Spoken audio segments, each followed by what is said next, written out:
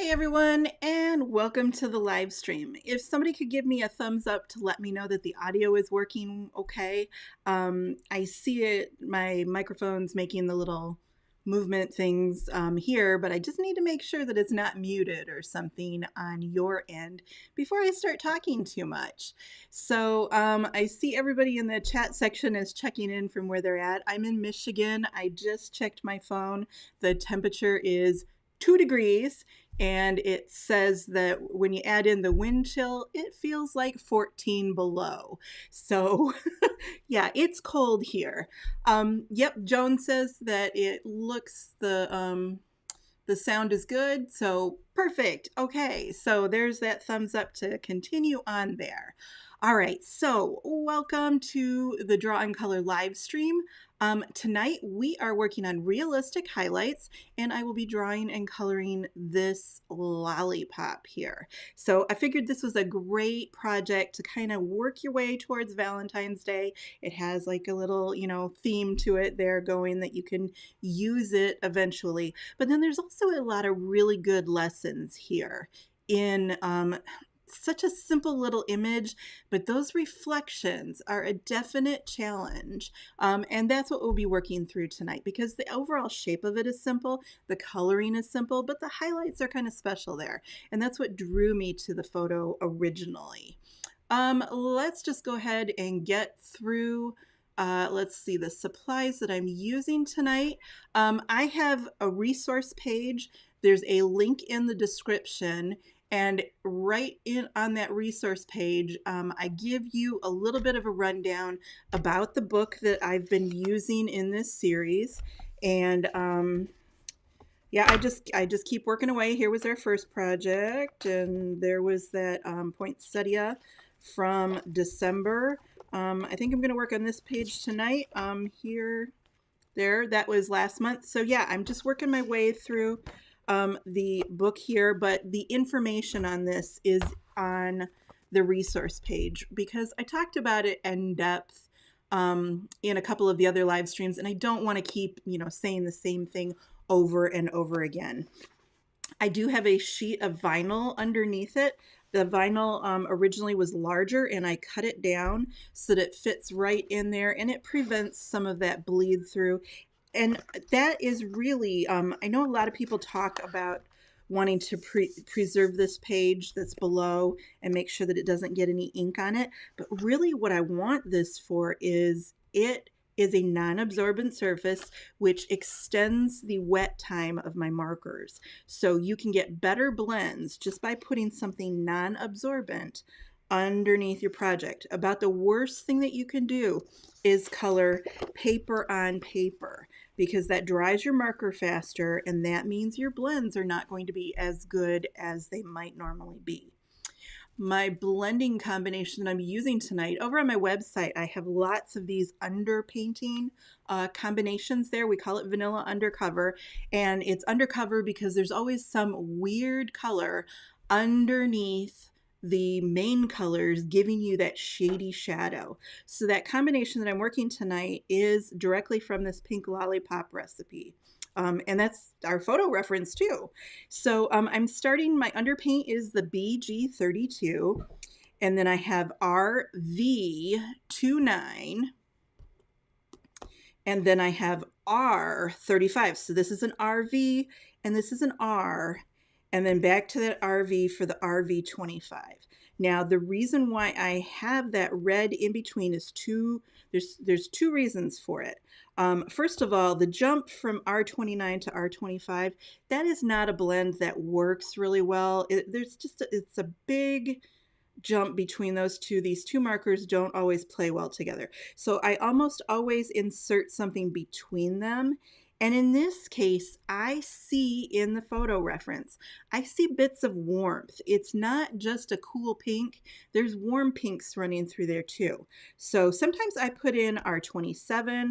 R35 is another one. You just want something that is in between the value of the 2, 9, and the RV25. Those last numbers are the important ones. And I just wanted, ideally this would be an RV3 or an R36. That would be great. These are a little bit close, but it works. So that is my combination there. And again, over on the resource page, there's links to tons of these undercover recipes. And if you're looking for a little color inspiration, you want to try something different and unique, that's a great source of inspiration there for different colors that you can put underneath your markers. And then the only modification I'm doing from this pink lollipop recipe is that I've also pulled out BG10. And that's because our sucker, the lollipop here, has a stem. So I think I'm going to use a little bit of the BG10. I thought that the 3-2 would be a little too dark. So to color the shade on the side of the stick, I just pulled out the BG10 because it feels like it goes with the BG32.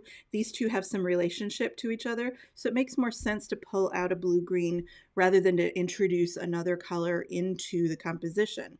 I don't want to pull out a gray or a blue because that's introducing a third color that then I need to work back into my pink recipe. So I'm just keeping things simple by choosing a very light version of my underpaint color, and I'll use that along the side. I'll probably also mix in a little bit of this slate gray pencil. This is like my universal shade pencil. So I've already got this pulled out. I don't have any colored pencils pulled out with the exception of this shade color, which I use almost all the time. And then I pulled out 2 white pencils. So I've got the Prismacolor white, which is one of my favorite whites. And then I've got the Stabilo all pencil. And this is the white that I use when nothing else will stick. So most of the time I'm doing highlights with the Prismacolor white, but if I need a super white, then I can pull out the Stabilo, and that gives me an even more intense, definite white. It's a little bit more opaque. It's a little bit more sticky. So these are the only 3 pencils that I have pulled out right now. I will be pulling more, but I don't know what I'm going to need until I get this colored. So I'll be picking those pencils on the fly. So these are the only markers that I will be using tonight. I don't foresee having to pull out any others, but I have my collection here in case I need them. All right, so before we start to color, let's talk a little bit about those highlights, because highlights are something that I think, I don't want to say that people color them wrong. What I want to say is that people color them in a way that you're never really thrilled and happy with them when you're done. Pretty much what's standard in the coloring world is that you have this 3 marker blend that you've picked up from a recipe somewhere, and you'll hear people refer to it as the dark one is your shade color, and then this one is your medium or your base color, and then they'll refer to that light marker as the highlight color. And a typical technique would be, I just drew a little heart here just in the seconds before I went live here. A typical technique would be to color from light to dark, and you're just going to fill in that heart with your lighter color. And then I've got that heart there that I'm looking at to try and duplicate what those highlights are looking like. So I've got my medium color right here, and I might go right around here. And then there, kind of looks like that. Oh, there's a line that kind of runs down the center there. There we go. And people will build that highlight actually into the Copic recipe. So all of this is with my medium color, and I've kind of like, I'm reserving that space for the highlight color there. And this is pretty typical, I think, of what a lot of people might do. Maybe I'm doing it a little bit more advanced than what is generally done. This is not the method that I use, so it's not something that I'm super comfortable with. But I'll explain to you why I don't use this method as soon as I get this done. So you went from light to dark, and now we have to go back in and smooth that all out.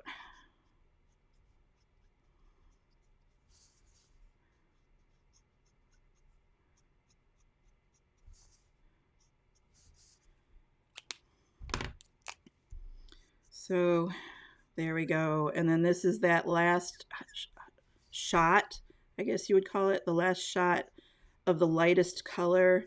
And you're using this to get everything to blend together. And that might be pretty typical of what people do. Well, this to me doesn't result in realism. It doesn't look real to me. And it's because you're building that highlight in to the marker blend. I'm trying to think of another way to describe this.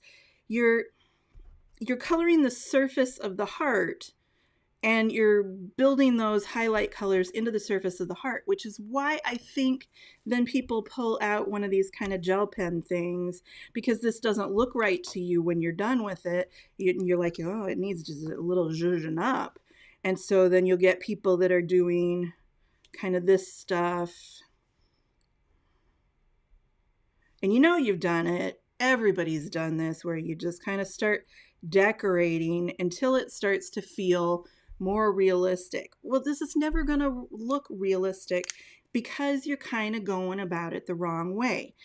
What we've just done here, okay, imagine that I'm baking a cake. I want to bake a cake for you for your birthday. So for your birthday, I'm going to bake you a chocolate cake with white frosting, and we're going to put happy birthday on it with rainbow sprinkles. So that's the cake that I'm going to bake you. And I'm going to bake it exactly the way we just colored this heart. So the first thing I'm going to do is I'm going to pull out my chocolate, and I'm going to write the words happy birthday. And then around those words, I'm going to sprinkle the rainbow sprinkles. And then I might jam some candles in there and light all the candles. We need to frost the cake though. So let's pull out the frosting, and with my knife, I'm going to really carefully frost around the H and the A, P, P, Y. I'm going to frost around all of those little rainbow sprinkles. We still don't have any cake yet though. Baking a cake here, we need to bake a cake. So I'm going to take a spatula, I'm going to pick up all that big mess of frosting and rainbow sprinkles and happy birthday. And now I'm going to mix up my cake mix, and now I'm going to squirt the cake mix underneath all this frosting, and now I'm going to put it in the oven and bake it. It's not going to work, right? Because I've spent 90% of my time worrying about the little sprinkles on top and the happy birthday on top and those little highlights. It's a mess. You need to start with a foundation, and that's the thing that this method overlooks, because right from the beginning you were obsessed about, well, I got my shade color and I've got my highlight color. You can't start with thinking about the highlights. The highlights are just the decoration on top. They're the last 2% that you think about, because highlights do not add realism. You can see here, I can add dots all the live long day, and it's not going to make this heart look any more realistic. So that is why when I am doing my typical method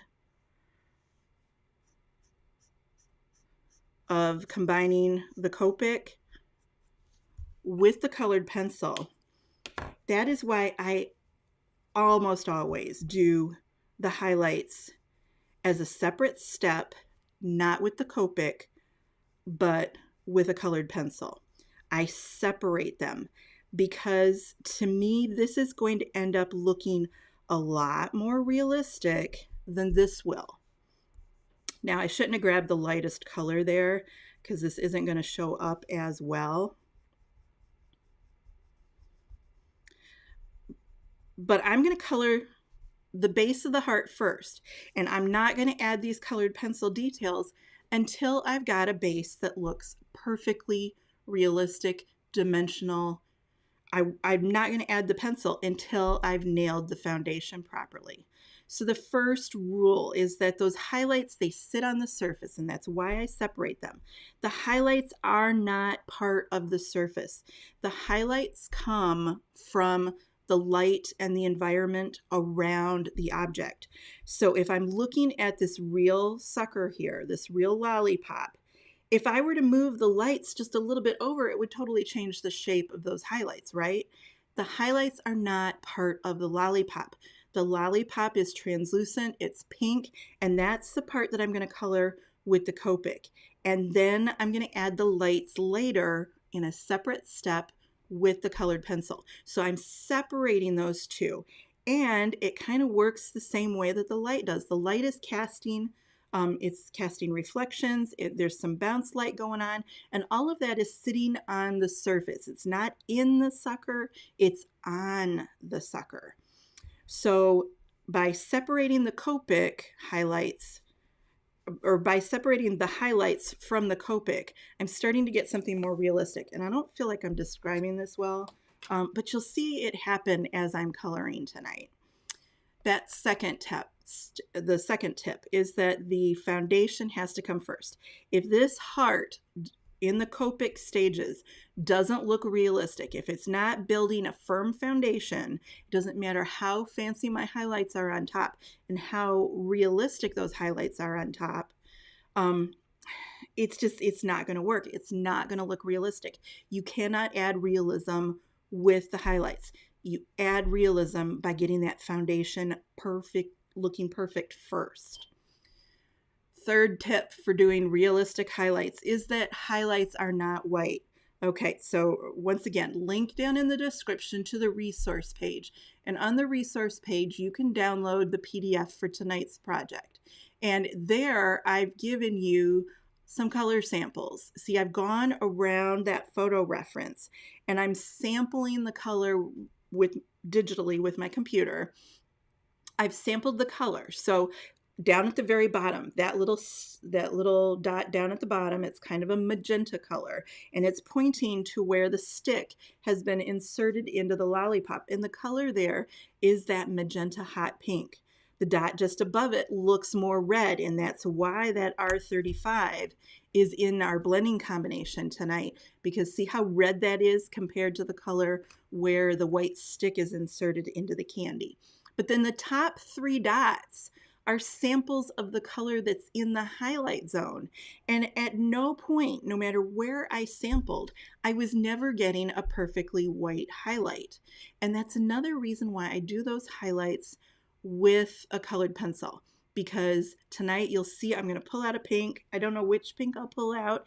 And then where the highlight is the strongest, I'll be using that Prismacolor white. But it's not, you'll notice when I'm coloring over the top of this, or when I'm coloring over the top of this here, it's a white pencil, yes, but the color that it's creating, because this isn't perfectly opaque, it's letting some of that Copic shine through. And so I can start to create those highlights that we see in the actual photo reference by using pencil that lets the Copic shine through. By the way, Sherry, thank you very much. I really appreciate the donation there. Thank you so much. Yeah, YouTube does not pay what you think it would. I guess it does if you've got millions of subscribers and lots of views, but for us little people, I really appreciate it. Thank you very much. All right, so then the last tip tonight for those real highlights is that highlights are not, this is the other reason why the gel pen doesn't look real, is that highlights have both hard and soft edges. So I blew up really large. Where is that? Here it is, the giant version there. Look at the variety of highlights that we have here. So where the highlight looks the whitest, that's what we would call that a hot spot. And that is the most intense areas. Usually around those whitest spots, you will see a very sharp outline. But now look at the color that's technically a highlight that goes all the way around the outside edge, and look at how soft that is. So we've got some highlights that have a crisp edge and some that have a soft, almost faded out edge to them. And that's something that a white gel pen can never do. It can only give us the hard edges. So that's another bonus for those colored pencils, because with a colored pencil, and I'm just going to do this on white paper with a gray pencil because you can see it, but let's say I do a very crisp highlight. See, I can give it very sharp edges like so, but I can also maybe in the photo reference, it's got crisp edges on one side, and then on the other side, I can go very, very gently and softly give that a soft edge. So it's not enough just to look at that photo reference to see where the highlight goes and what shape the highlight is. You also want to look at the edges and decide, does this one fade off into nothing? Is the transition more of a medium where it just is soft, but you can tell where it stops and starts? And then there's the crisp ones. So highlights have different edges to them. And until you nail all four of these things, you won't have truly realistic looking highlights. All right, so really quickly, let's get this sketched in here. I am going to use a ruler tonight because I'm terrible at drawing straight lines, and I know that that stick that runs through our lollipop definitely is nice and straight. And I think I want to make this diagonal on the paper. I'm a little bit zoomed in here more than I usually do, so my camera position is, you'll have to remind me if I start to go wander off camera. All right, so there's the first line, and then this is probably going to be pretty thick for a sucker stick, but there we go. I'll probably just round it off here. Let me pull up that photo reference again. I got a small one to go in the corner there. No, not the big one there. Go away, you. I want the one with the stick in it. There we go. All right, so I'm looking at how far into the candy that the stick has been inserted. I'm just gonna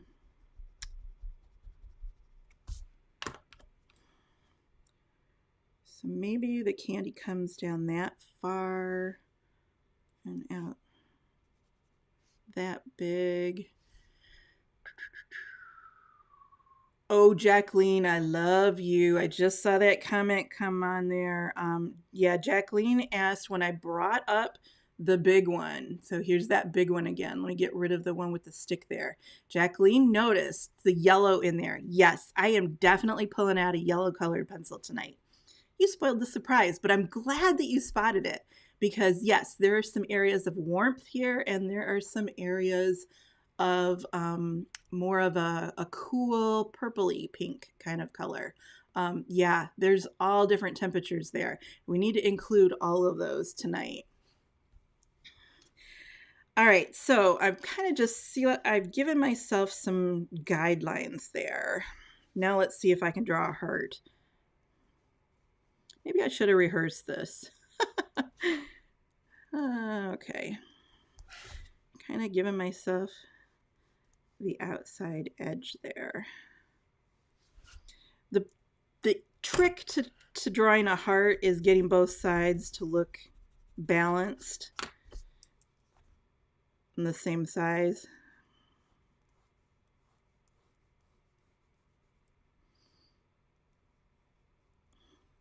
And this heart doesn't really have a point, probably because the candy was molten. So it's kind of got a valley there. Don't love that side of it.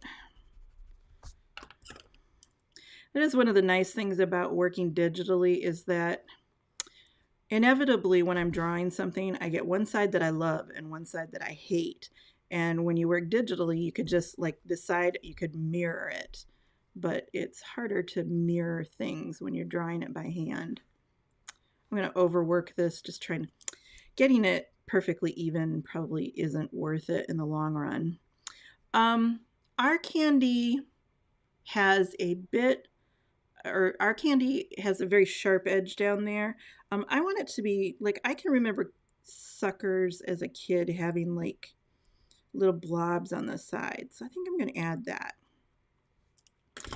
And then the other thing is that this is a translucent or transparent candy here, so I'm not going to have a lot of chance to add the underpaint there because when you're doing something that's transparent, You don't need a lot of underpaint there. I think I'm going to add a bow to the stick here. Gosh, I wish this was like an inch up, but I'm not going to move the whole thing. I'm going to add like a little ribbon or something down to the bottom of this, and that'll give me a chance to really play with that aqua underpaint color. All right, so a bow has that center tie area. I want my bow to come out about as far as the heart on each side.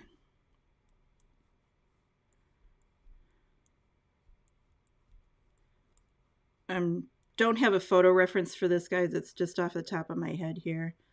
Hopefully it ends up looking like a bow. I've drawn a lot of ribbons in my life, though. All right.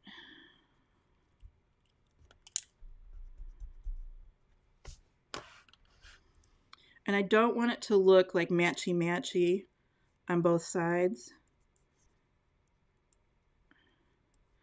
So maybe I'll have that come up a little bit more and come down here.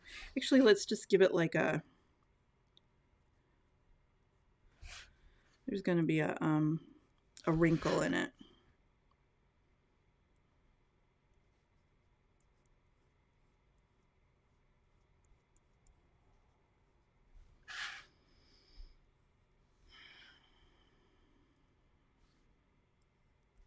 Trying to make them look like they're using the same width of a ribbon. I don't want one to be skinny and one to be fat.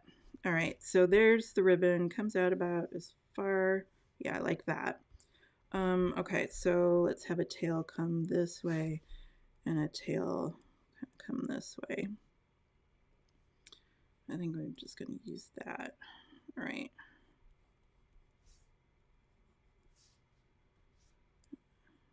Little swallow's edge.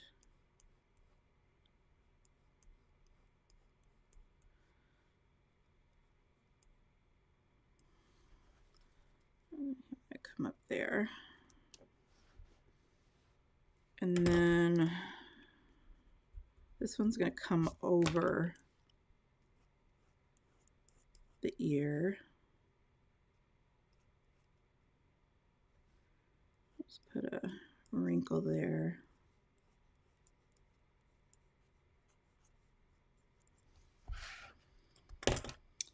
And I want to erase the stick.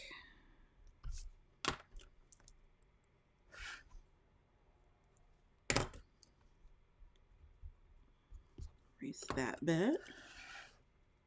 Okay, I'm pretty good with that. All right, so there's my drawing there. Goodness, it's going to drive me nuts that it's not higher up, but oh well. I can, you know, I can alleviate part of that just by making the stick shorter.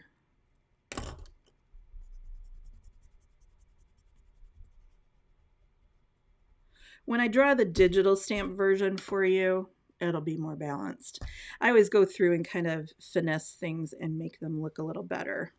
All right, so what I'm doing here is I am making my sticky tack nice and pliable. It's been sitting over here on the side for a couple of days. I haven't used it in a while, so I need it to be nice and soft and squishy. Now, I know that looks like I'm using a kneaded eraser because it's kind of gray, but that's because it's old and worn in. But originally, it came out of a package that looked exactly like this. This is just removable poster putty is all this is. Gray, I don't like the gray kneaded erasers because they don't work with colored pencil, but this will work with colored pencil and it works with graphite. The gray ones only work with graphite, but this is why it looks gray now, because I've picked up so much graphite with it. And I'm just using this to soften that illustration. And then also this kind of helps protect my Copic nibs a bit, because Copic nibs, or Copic ink rather, has shellac in it. There's a varnish in there. It's a very mild varnish, but there is a varnish in there. And it will pick up the graphite here and that will stain your nibs. And then also any of these, the varnish in there will also mount that to the paper and kind of bond it to the paper. So we're just pulling up the extra graphite, but I can still see what I'm doing. And this is especially helpful. It won't matter so much. You won't see when I'm coloring over that area with my darker pinks, but that stick is going to be mostly white. So I want to get as much of that line to disappear, as much of that as possible. All right, so I'm going to pick up that BG10 and I'm just going to work on these little bits of stick here. So I know that where the blobs of the candy come down, it's going to cast a little bit of shadow over the stick. And I'm looking, when you see me looking in this direction, I'm looking at my photo reference here that's in the bottom corner of my computer screen. And I'm looking for the light direction. So the light is coming from this direction, and that's important because I'm kind of making up the bow and I'm making up the stick, and they need to respect the same direction that the light is coming from on the photo reference of the candy. Let me get rid of that sticky tack because you don't want to look at that. There we go. Get rid of that and then pull that photo reference back up in the corner there. There it is. All right, so since the light is kind of coming from this direction, I want this side of my stick to be slightly darker than the right side. So I'm just pushing the stick below the ribbon, and then the darker side is going to be there along the left-hand side. And then I'm going to have some color coming up from the bottom. And that's all I'm going to do for a while. That feels pretty dark, but once I get in all the other colors, it's going to not be strong enough. So I'm going to end up adding more color to this stick eventually. All right, so here's the debate that I've been having with myself for like several hours today, is whether or not to use the BG on the actual candy part of the image. Because if I'm looking around the outside edge there, that's where I see that I need the underpaint. There's, especially right along here in the photo reference, there's a very dark edge there, but it's so thin that I almost want, no, I definitely want. I want to do that with colored pencil. So I am going to choose, I'm going to pull it out right now so that I don't forget. I'm looking for a specific turquoise color here. It's called Cobalt Turquoise. And I'm going to use that along the edge there in place of using the Copic, because the Copic has a big fat nib on it, and I'm just afraid of getting that edge too thick, and then it's going to kind of make the the candy look like it's got, right now it's got a puffed edge to it, so it's very rounded, and I'm afraid if I get too thick of a line here with the BG32, it is going to give it a flat side, and I don't want that to happen. Plus I'm chicken. I'll admit it, I'm chicken. That is just too thin of a line for me to do, and that's really the only place that I see the underpaint in the candy there. I'm kind of running my eye all the way around the photo reference, and it's really just on this edge right here, and it comes up about this far, and then it stops. I don't see it on this shoulder here, but then I see it on this side of the cleft, and then I see a little bit on this right here. It's just so thin though. So I think I'm going to save this BG32. And I'm definitely going to use it in the ribbon because the ribbon is opaque. So I don't have that problem on the ribbon. I've never seen a transparent ribbon, so we'll definitely use it there. But I think I'm just going to take the chicken route and just do my pinks on that candy. I may regret it. We'll see. All right, so this is that RV29. And I am trying to look at the color below the highlight. So part of that is just experience knowing what color would be underneath there. And then part of it is just kind of a wild guess, an educated guess, I guess. All right, so I'm seeing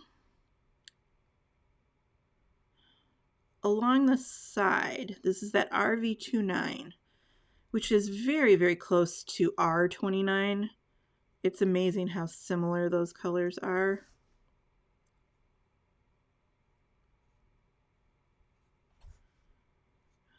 I'm seeing just a bit of darkness around the sides of the stick. And I'm ignoring all of the highlights. I'm just coloring the candy with no shine.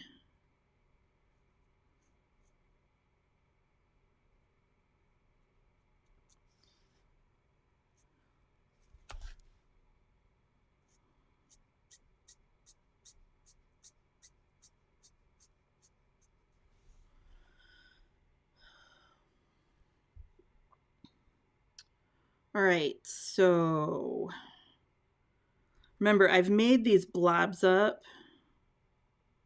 They're totally invented. They're not in the photo reference. And I kind of need to think about what they're going to look like. I'm coloring them dark because I think the candy would be thicker there. And that is a question that I ask myself a lot as I'm coloring things, is how thick is this? Because that's telling me how much light is being transmitted.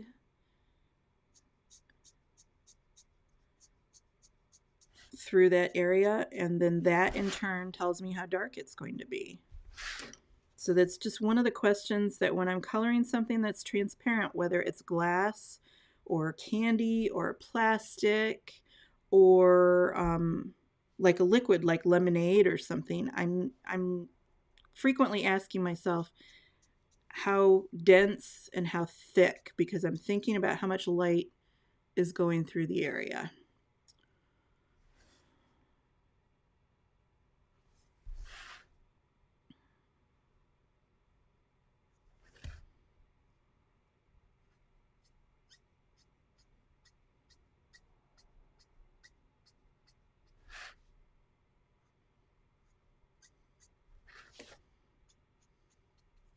Remember, I'm ignoring those highlights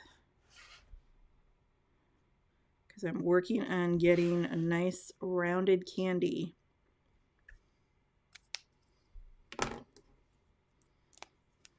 All right, so now I've got my middle color. This is the R35. The first one, what you're seeing here, right here, is RV29. And now I've got the R35. And I see kind of two colors on that stick.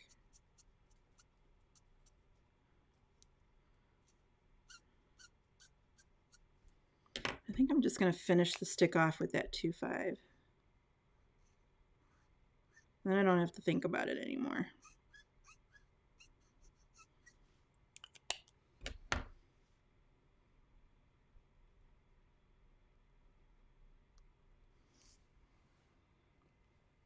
All right, so I'm back with that 3.5.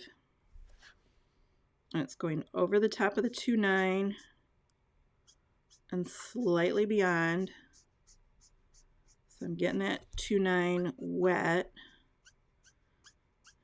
But I'm also going to come up along the side of the heart.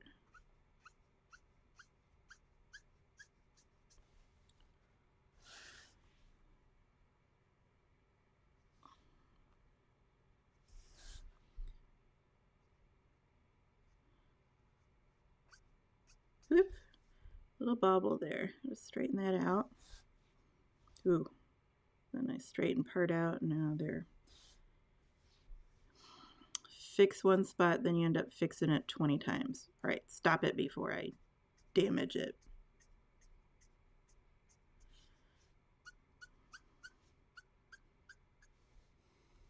All right, so I definitely see more darkness on that side than on that side.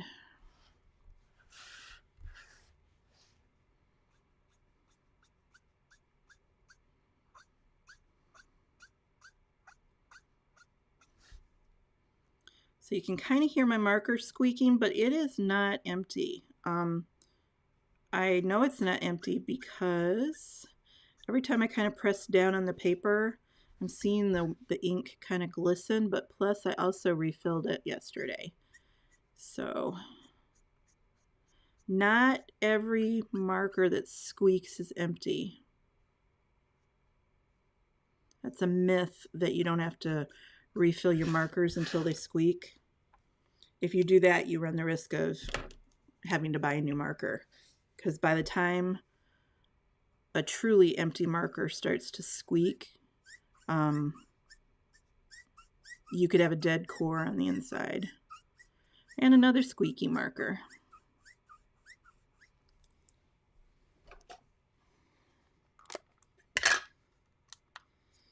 Just pull out my little jeweler's scale here. Just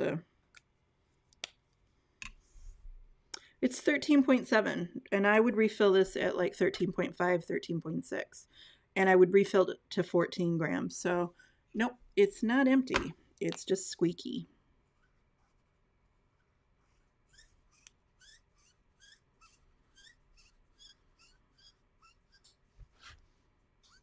Just giving this lots of juice so that it can blend. I think my pink is a little darker than I intended it for it to be.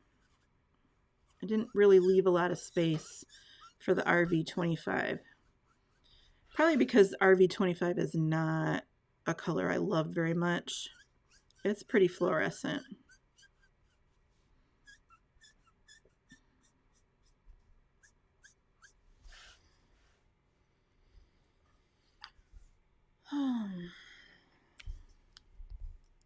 Yep, Nancy.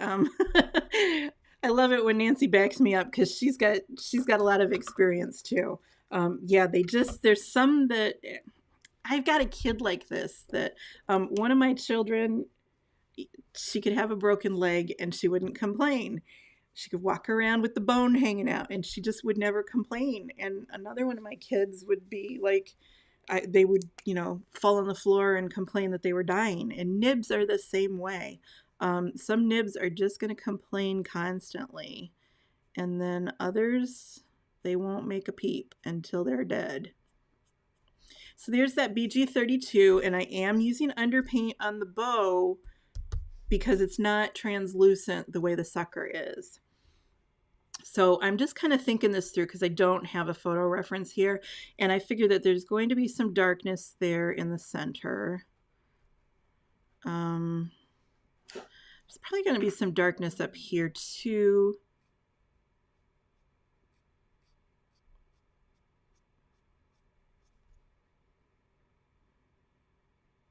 And it's going to be along this side. I'm just reasoning it through. I'm logicking it. All right, so this is the little center part which is hanging over the top, and then it's over the top there. Okay, so I don't know why I keep looking at my heart photo reference. It's comforting, I guess. I'm used to looking at photo references all the time. I don't know what that heart is going to tell me about this made-up bow.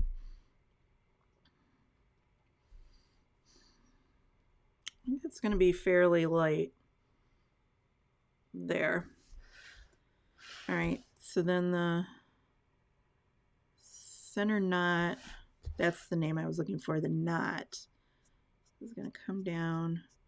We're going to see some darkness there. Maybe put a wrinkle in it there.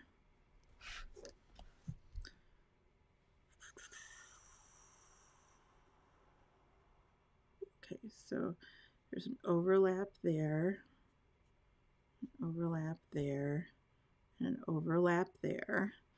I'm just thinking through the pushes and pulls. All right, so if the light is coming from this direction, then I'm going to have some darkness right there. And then this here is going to be mostly, that's going to catch a lot of light.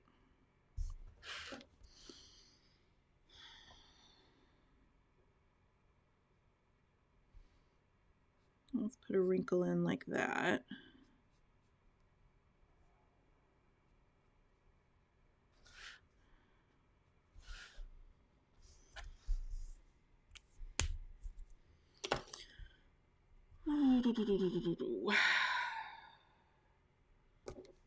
Oh, that's good. Yeah. When I get a chance, Nancy wants me to explain when I should replace the nib, because when I was preparing for this class, I replaced the nib on this RV29. And the reason why I replaced it, I actually should have replaced it on camera had I been smart. But when I opened up the marker, there was like a really dark area right through the center there. So I immediately weighed the marker. It was a little bit underweight. Just from sitting there. This is not a color that I use very often. It may have been a year since I've used this color. So I replaced the nib because it had that darkness, which I call jelly. So it kind of had some jelly in there, and then I brought the marker back up to the proper weight. So this one, I replaced the nib because it had some of that jelly on it. And the jelly can transfer its darkness. What it is the jelly is the colorant that is in the marker dye here, that it has lost some of the alcohol. And as it loses alcohol, it gets thick and sticky and gelatinous. And so the jelly had gathered along the side of the nib. So that's one reason why I would change a nib. And I did it. This one is a fresh nib I changed it this morning. So that's one reason why I would change a nib, is when I see an area of discoloration on the nib. But honestly, the most frequent reason why I change nibs is either you're looking, see how this has a really nice point to it? Very sharp point. That's a fresh nib. But after a while, just the friction starts to wear this felt down. And so you get like a little rounded point on it. It's not even a point anymore. It's a rounded tip. And when you have a rounded tip, for some reason I've noticed that there's just a lot of juice that comes out of that rounded area. So if it's too rounded there, you're not getting a nice sharp line when you draw with it, but you're also getting extra juice out of that rounded area. So that's the second reason why I might change a nib, is that it's not pointy on there anymore. A third reason is sometimes you'll get these little hairs, and what happens is that you've colored with it so much that the friction has started to pull some of the fibers loose out of the nib.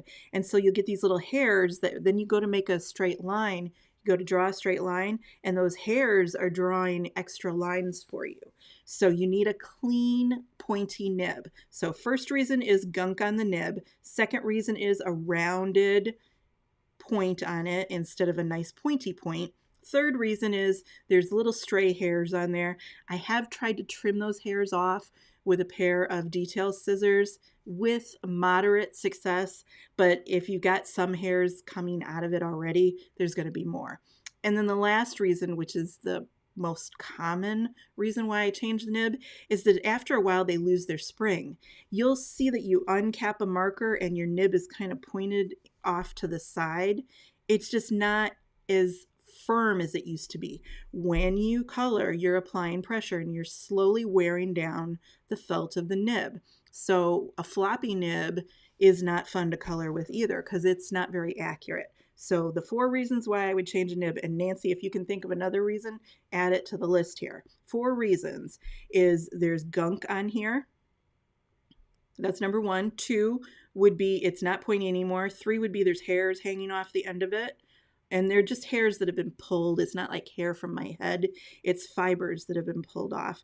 And then the 4th reason is it's pointed in the wrong direction or it's just too soft. It's really hard to color accurately with a soft, floppy nib. So that is the reasons that off the top of my head I can think of. But if anybody thinks of another reason.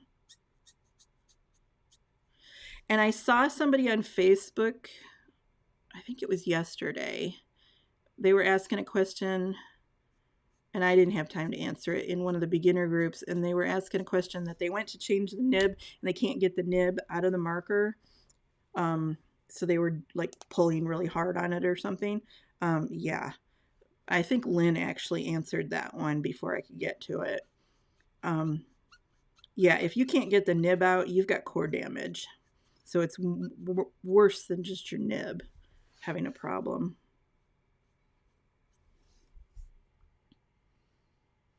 Nikki said that she had a marker crystallize. Yep. For a while there, the markers, this was like maybe 4 years ago. It was when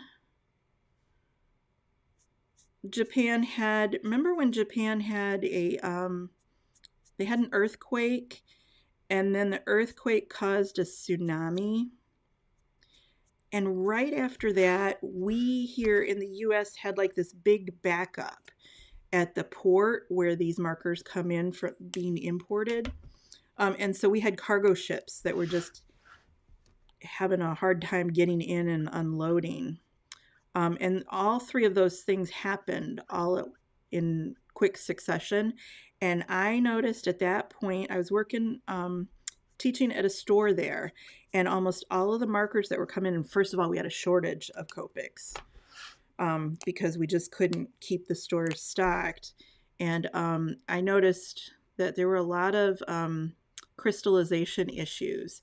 Crystallization is not your fault. That is a problem with the ink formulation. There's nothing that you've done wrong. It is a factory issue where the ink itself is separating. But yes, if you have crystallization, you'd want to change the nib, but your next nib is going to crystallize as well, because it's not a problem with the marker, it's a problem with the ink in the marker. Nikki's asking, oh, first of all, Nancy's saying that usually she has the flappy, flabby nib problem. Yep. You're coloring in one direction and your nib is going the other direction. Yep, I'm going south, the nib is going north. And I had that happen with the Y23 that I used in the cinnamon roll. I took like 3 strokes with that, and I'm like, I need a new nib, because it was bending over. It's you can't work with something like that. I was like, I'm sorry, I love you, but you need a new nib. Okay, so let's see. Nikki says, or she's asking, can the nib be damaged by tweezers that Copic sells? It seems kind of toothy. So what she is referring to, let me quickly reach up here. These are the tweezers that Copic sells. This is what she's referring to. So these are the Copic tweezers, and they do have some little crunchy things on the end there, little teeth. When you are refilling, I refill from the chisel end, and I will use the Copic tweezers to pull out the chisel end. The chisel end is pretty much indestructible. It's pretty hard to damage the chisel end. I never refill from the brush nib end, because no matter how good you are at pulling with the tweezers, there's still the possibility that you will pull. What this brush nib is, I'll actually draw it for you. There is a hard foam pointy piece in the center of that nib. It's kind of shaped like this.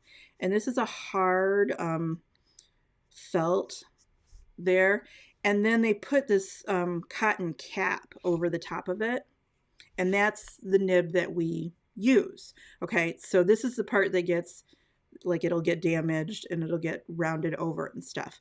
But if you're trying to grab this with the tweezers, there's a big chance that you're going to deglove and pull off the foam cap, and then you're left with that funky there, and you can never get that cap on properly again. So don't be messing with the only reason why you would mess with this end is to pull this out and replace it with a new one. So then you don't care if you're damaging it. And when I pop in a new one, I just do it with my fingers, because it's white. It's not, doesn't have any ink in it yet. So there's no point in using the tweezers. Lynn says, I pulled that brush tip apart trying to change the nib and I had to work to get the inner part off then. Yeah, it's a beast. So when you are removing that, you know, I will just remove, I'll change a nib for you.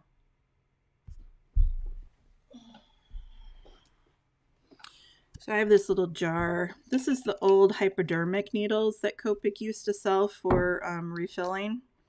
So those used to go on top of your various ink bottles.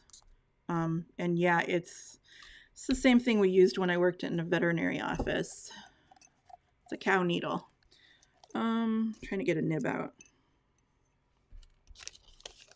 All right, so I'm not going to replace a nib that I just replaced.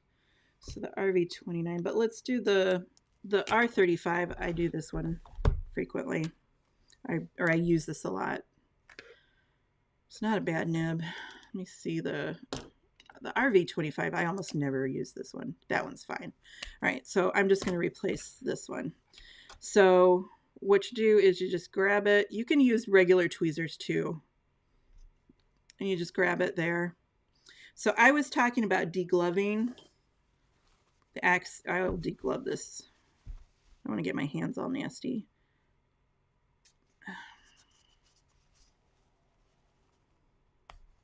See, there's that part that I drew for you. Let me put it over the white so you can see. This is hard foam, and then this is cotton that goes over the top of it. So that's how you pull that out.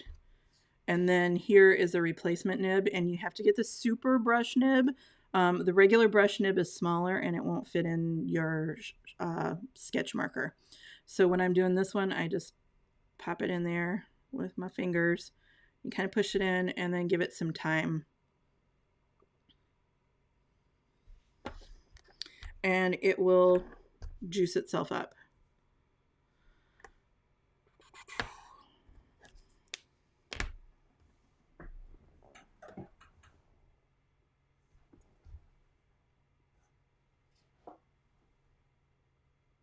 Looking for a refill. RV29. Oh, darn it. It's across the room. One moment. I'll be right back.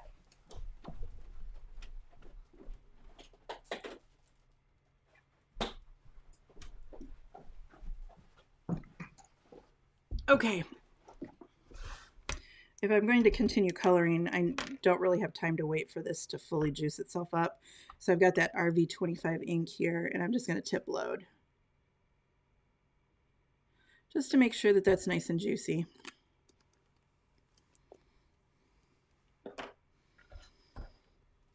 Okay, now I can color with it. All right, back to regularly scheduled programming.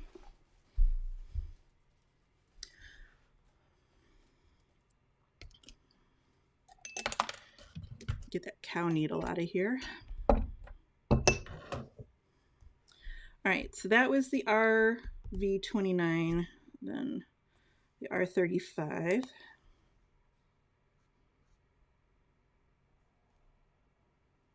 looks pretty light. You know what I did? Oh my gosh, I tip loaded that with the wrong color. I needed to grab R35 and I grabbed the RV35. So I'm going to milk that ink out of here.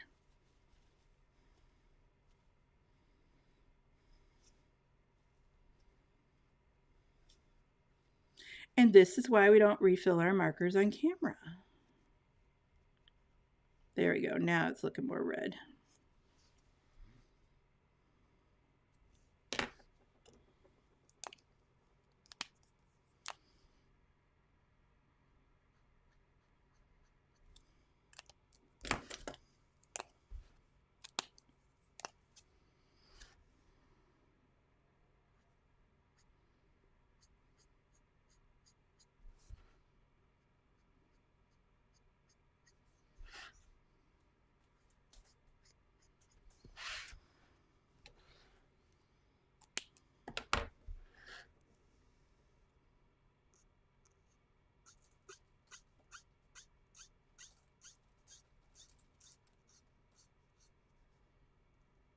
Since I squeezed all that extra pink ink out, it's fine now. But if I had actually loaded that into the barrel of it, I would be in trouble.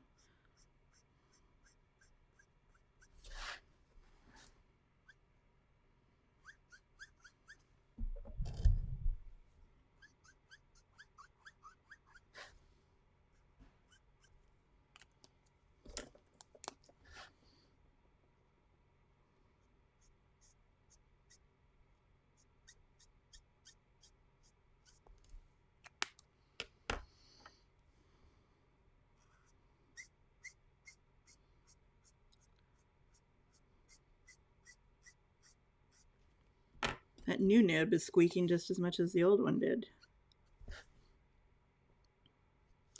Some of the inks, you have to get used to the idea. We think of the marker inks as just, it's Copic ink, but every Copic ink is different.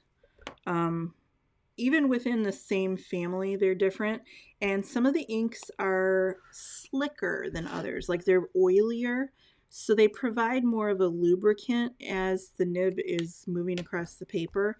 I think I'm just working with some non-oily inks here tonight.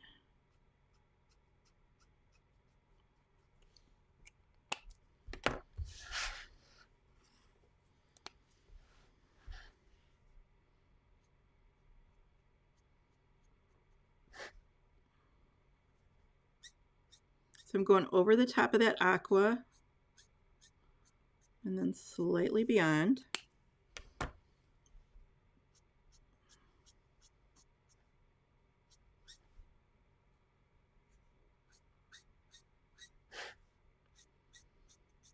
And since I'm kind of making this up as I go along, I think I'm going to do, I usually don't do the, like when I have a swallow's tail like this, I make one point darker than the other.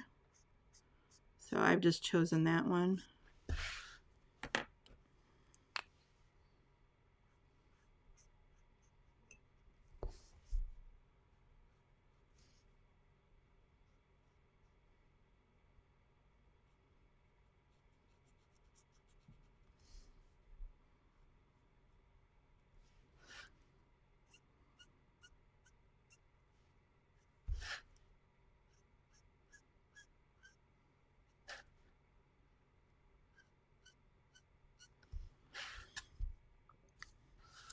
So it's coming along.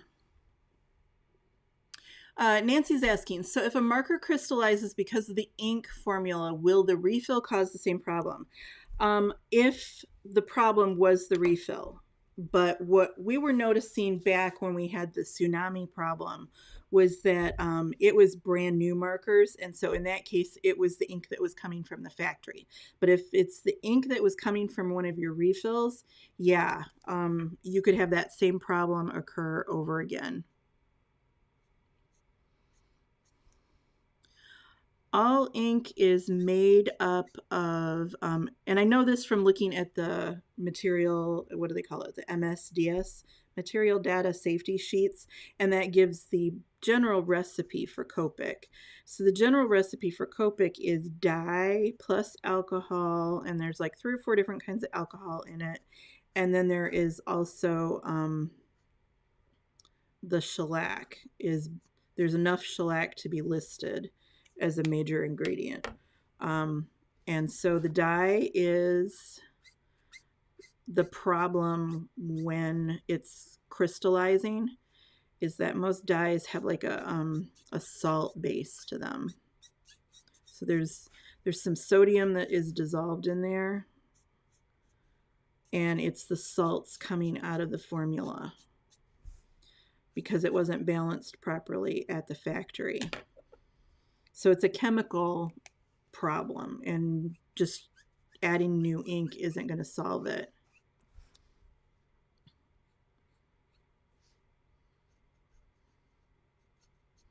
And maybe Lynn was taking the class with me at the time.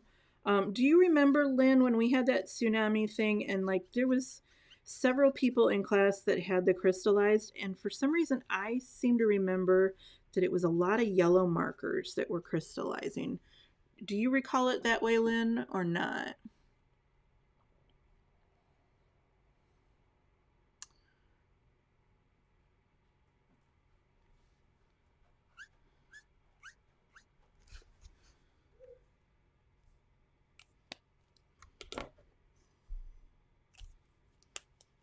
I noticed the jelly forming on reds and violets more, but I seem to think that the problem that we were seeing with the crystallization was mostly with yellows, if I'm remembering it properly.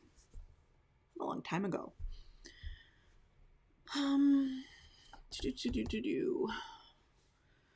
All right, so now I'm looking at, remember I told you we were going to have this problem where the stick looked really dark and now it looks really light. So I'm probably going to go back with that BG32. Nancy says, I had a student who had problems with YR markers as well. Lynn says she can't remember, but I think the yellows was one of hers. It was one of mine too, because I had a yellow do it. I've also had a couple violets do it. All right, so I've got the BG32 in my hand because that stick just is not dark enough.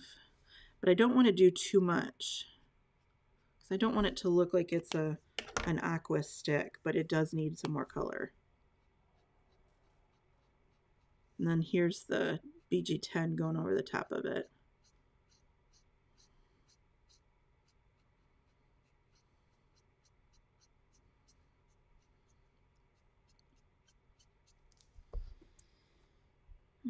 Not in love with the stick here, but it'll do. All right, so let's do some colored pencil. Move my markers out of the way. I've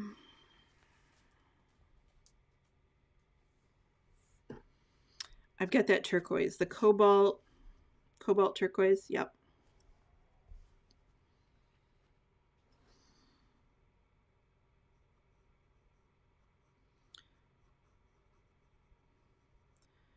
Okay, so where does this turquoise come from? Well, it comes from color wheel here. All right, so we've got the RV family is right around here. And then if we go across, we're kind of coming into that BG to Viridian family. Directly across is this GO5. But I'm kind of coming over into this mid zone over here. This would be a direct complement, and then anything that's from here to here would be an indirect complement. So I'm working with pink, which means I'm coming over here to the opposite side for that turquoise. And these two kind of cancel each other out. They neutralize each other. And when you see neutralized color, the brain just automatically thinks, okay, there's shade. I'm using it very, very lightly. And the reason why I was shooting for this pencil versus some of the other turquoise that are in the Prismacolor line, there are some lighter colors that you may have thought would match the BG32 better. But the reason why I was shooting for this one is because I know that it's a transparent pencil. I want that pink to show through. I don't want this to look like outright turquoise. So I'm just trying to add just a little bit of color to help that stick kind of pop forward a bit. Even though it's buried in there in the candy, I still want some delineation there. And now I'm looking at that photo reference at that band of color that I was too chicken to do with the Copic. And there that is. Because I could never get a line that thin with a marker.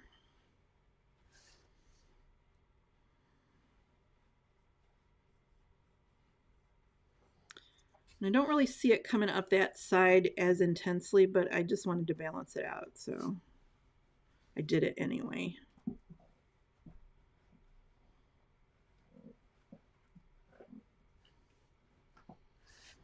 I'm not pressing really hard because I want the value. I don't necessarily want it to look like turquoise. Finn is rolling around on the carpet behind me.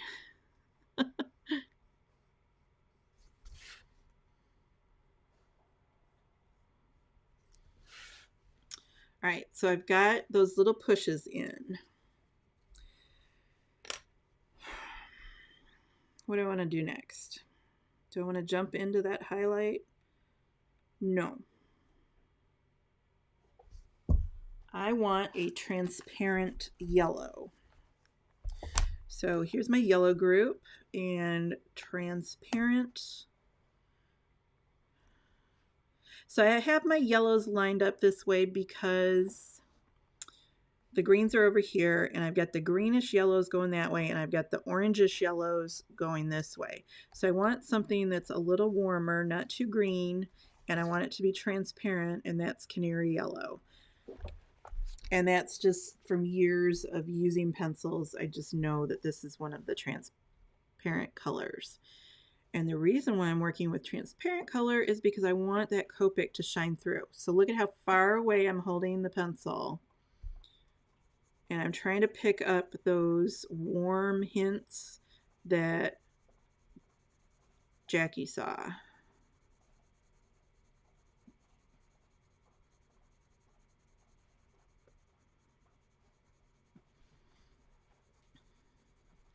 And I don't know if this is going to translate on camera. Like, it may look like I'm coloring and doing nothing. I'm just going over very, very lightly. I'm just hitting this with a bit of warmth.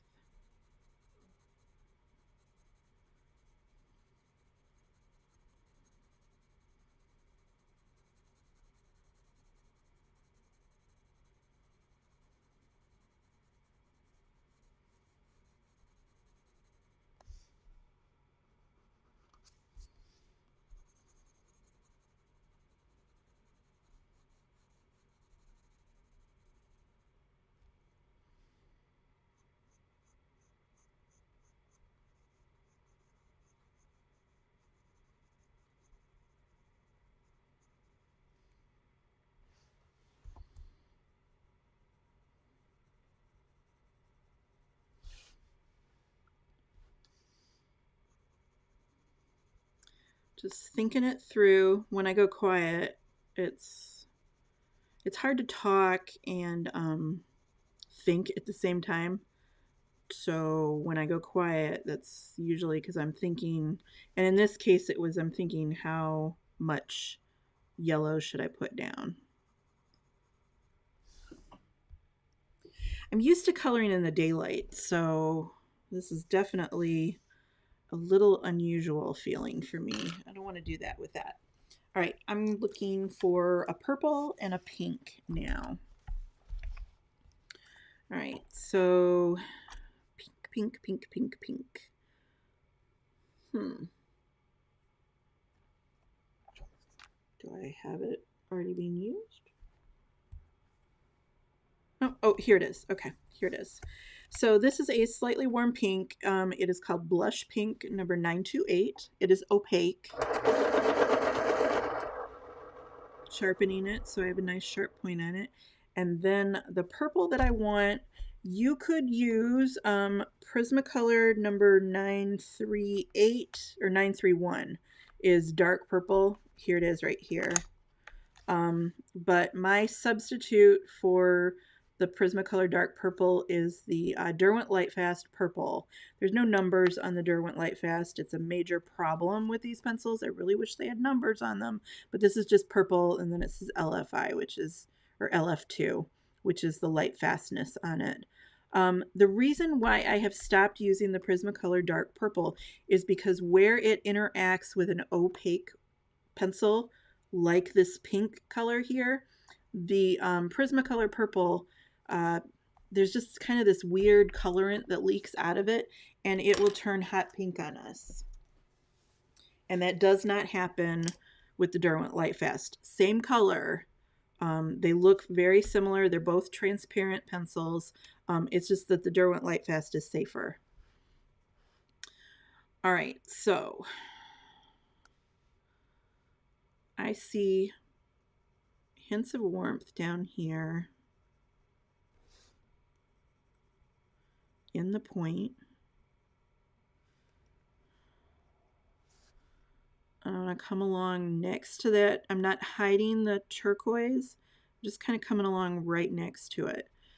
This is kind of increasing the value.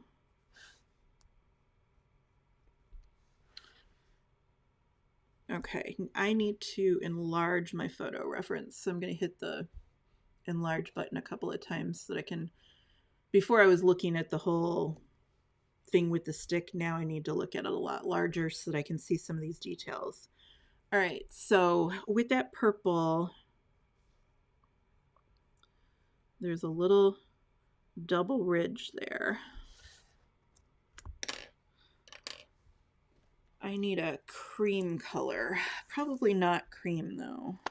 I need something yellow and creamy. Jasmine? Maybe. How about sand?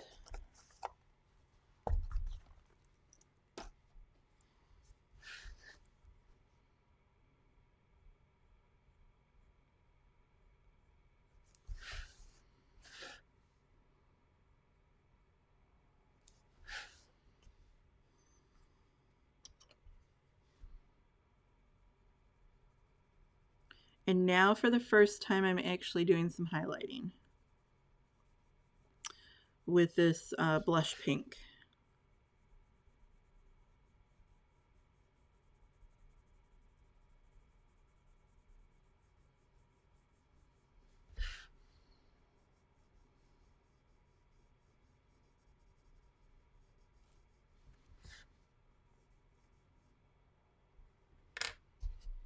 Made my photo reference too big. Now I can't see the whole thing.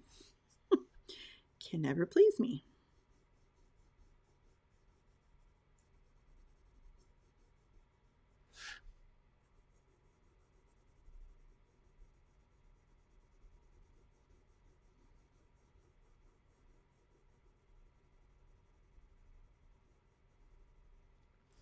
So right here, I've had a little bit of that purple down, and now I'm going over the top of it with this opaque pink, and that's why I needed the Derwent Light Fast.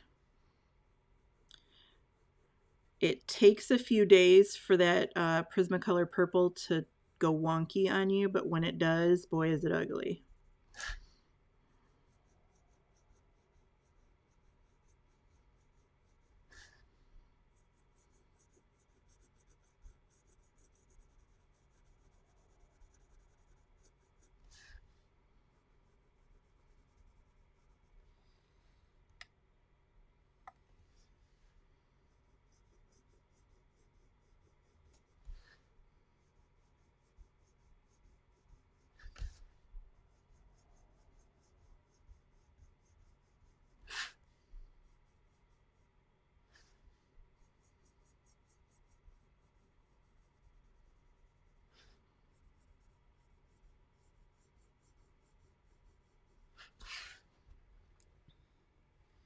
So soft edged highlights, just going to kind of come in here and just ease that edge.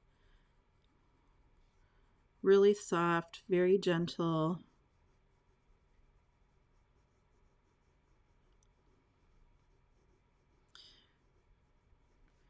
Now I'm going to get the white. So this is Prismacolor white. And I see an area of strength right there. So I'm kind of pressing a little bit harder to build that up just a little bit more intensely.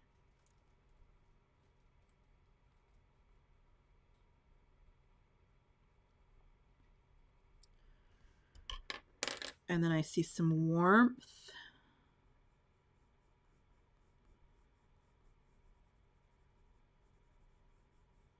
So I'm using that sand color, is that right? Yep, sand.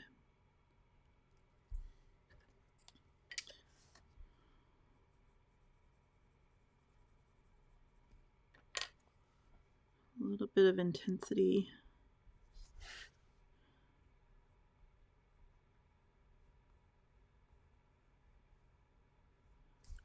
Right there. Shift my photo reference.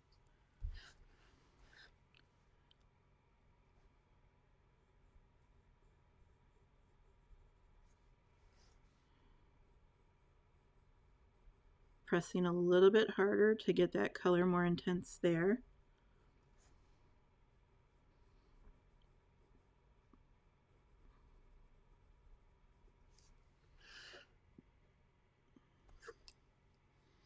And I see a lot of warmth right in here. So I'm doing, what is that? That started with the blush pink, and it's crisped up on the outside with white, and then the sand is there.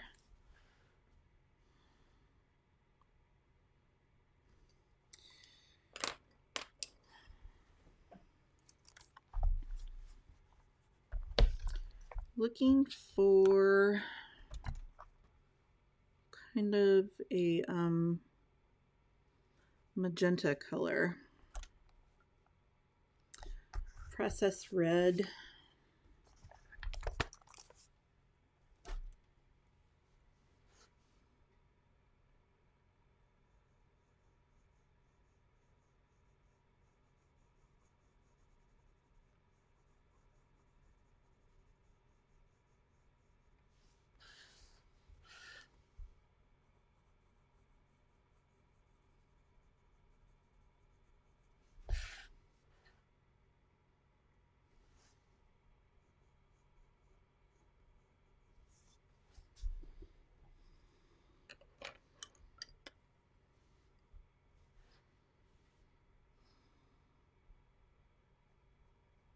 Thinking, so I went a little quiet there on you, sorry.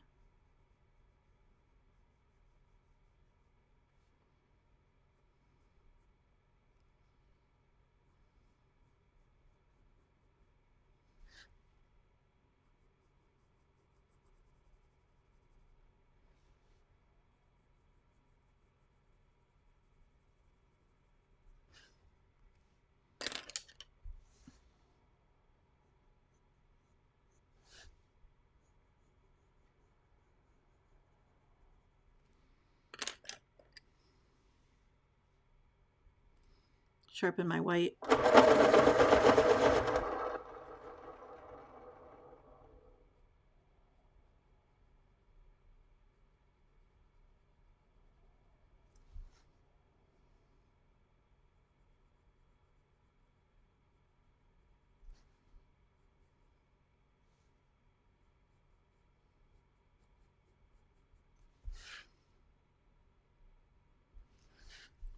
Just starting to form that shape there.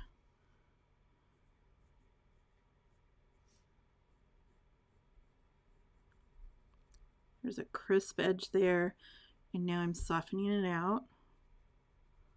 And where this white is going over areas that had that canary yellow, it's kind of turning the highlight yellow, and I like the look of that.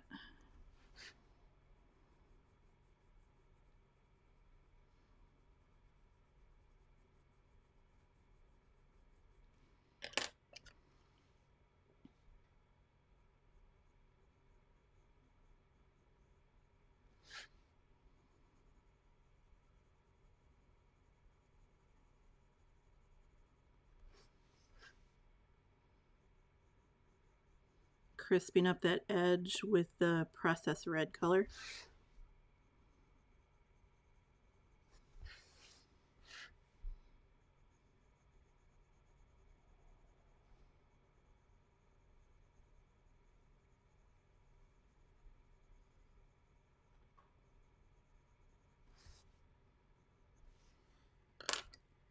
And now I'm going to take that all white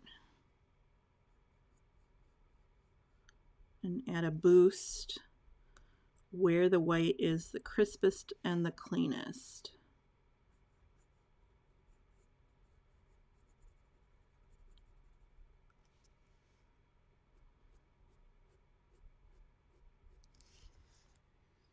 And I'm pretty good with that. I like that.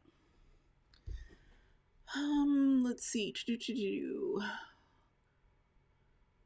Patricia is asking, can I catch a replay of this? Her internet connection is dropping out. Yeah, this is going to go over. It'll be, when you go to my channel on YouTube, just click on the live section and it'll be stored there with the other live streams.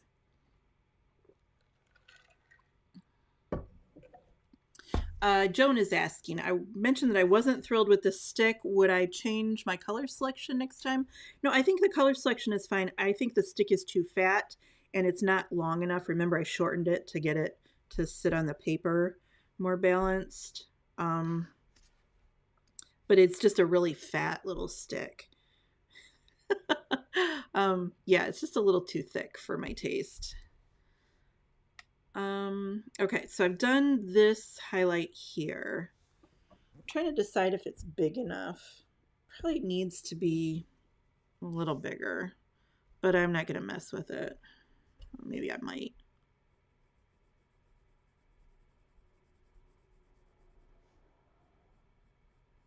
I want it to take up a little bit more room on the overall shape of the, like I'm making it bigger than it should.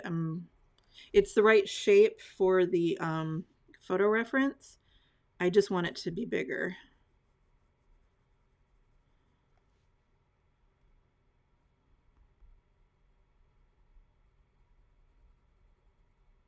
Just a little bit more prominent.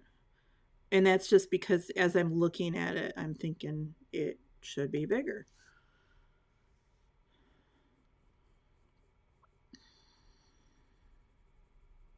I think I'll be fine with the stick after I add some shade to the side of it and some shadow, a cast shadow.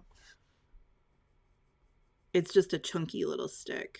Reminds me of those, remember those safety suckers that used to have little loops instead of sticks? Back when the dentist used to give out candy. I'm sure they don't do that anymore. It's been a long time since I got a dum-dum from the dentist. It just reminds me of the toddler suckers that they used to make. Okay, back to that pink. And because I enlarged that one, I think I'm gonna make this one bigger on purpose too.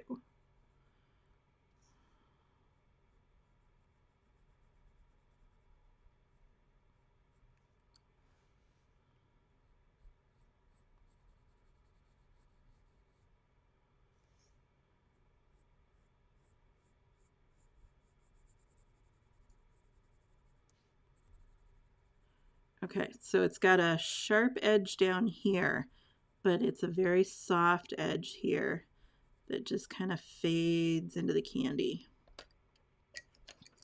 And there's quite a bit of warmth in there.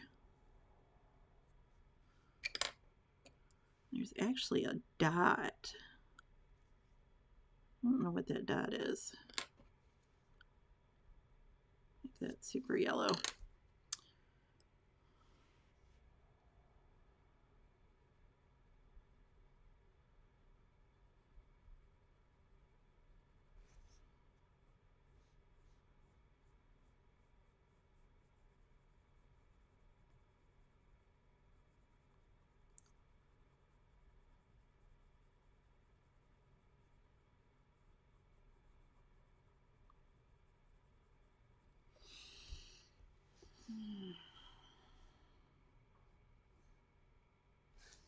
Okay, so now that I've got that sharpness in, I want a little bit more sharpness here. Yeah, that really helps.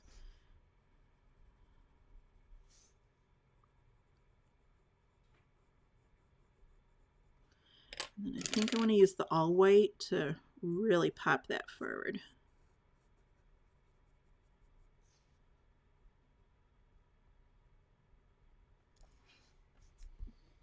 Okay, so I'm good with that one. Now there's this beast up here. Okay, so I want there to be a definite left half, right half. So I'm just kind of like marking that with the process red because there is a bit of coolness to the side of that.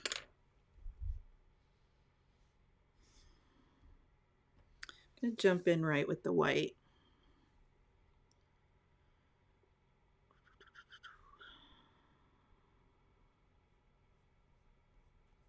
Just kind of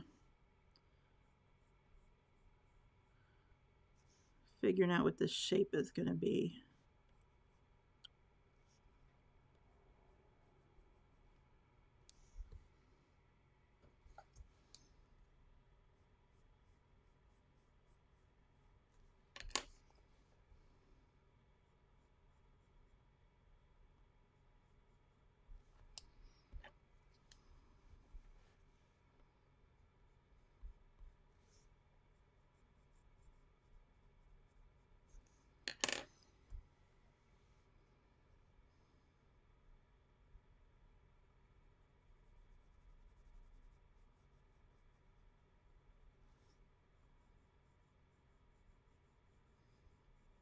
So because I put that canary down, I'm getting a lot of yellow in this highlight too.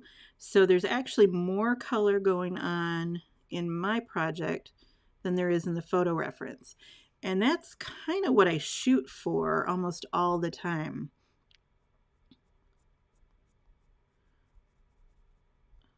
It's like I want it to be the photograph, but better. So a little bit more interesting, a little bit more comfortable or colorful.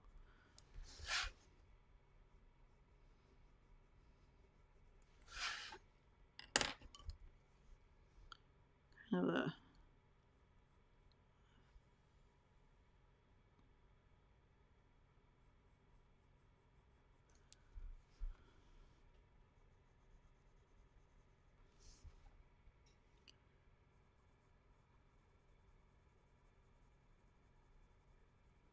So it's a little softer up here, or it's a little crisper here, and then it gets soft down there. Going for the all white.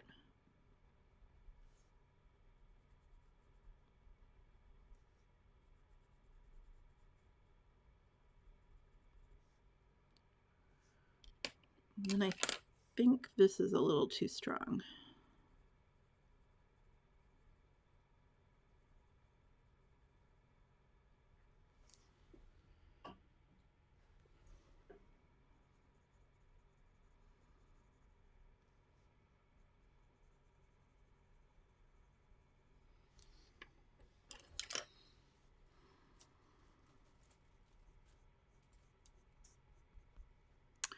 Thank you, Heather. There was another one there that I forgot to say thank you for too. Sherry, yeah, you guys are donating tonight. I really appreciate it.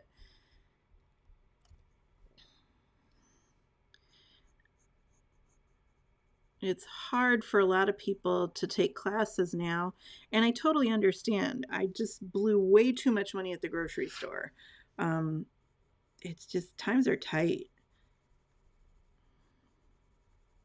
So I'm trying to do as much free content as I possibly can.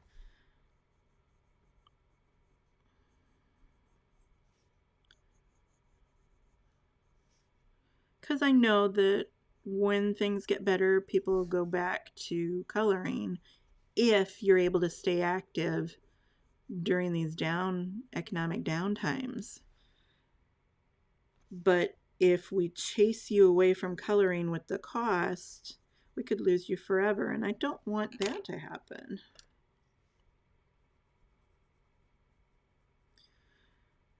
So I just kind of made a decision to switch to a lot of free content for 2024, but it definitely doesn't pay the bills, free stuff. So I appreciate it. And that's the last I'm going to talk about that, because I hate talking about money as it is.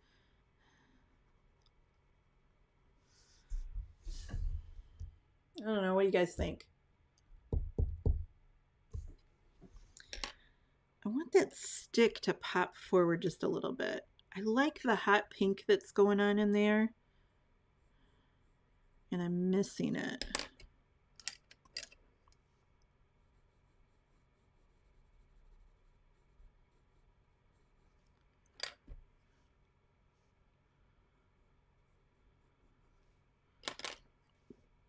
Just putting down a little bit of white first, and then I'm putting the blush pink on top of it. Maybe that pops it forward too much. Might be. Darn it. It's always this balancing act. Enough to make it pop, but not so much. It's still got to sit into that candy.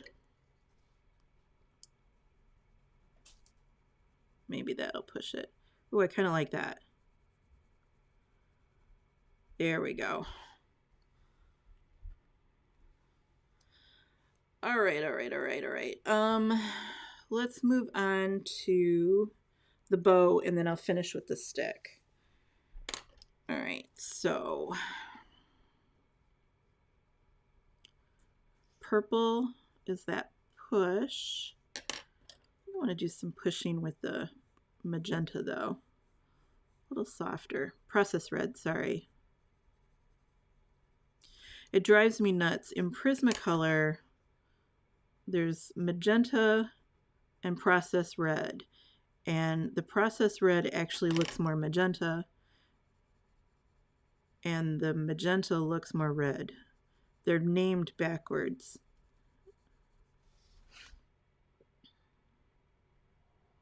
All right, so I got some pushing on the edge there. If it's grosgrain ribbon, then there's going to be a inner there. I think the white's too strong, so I'm going to switch to the pink.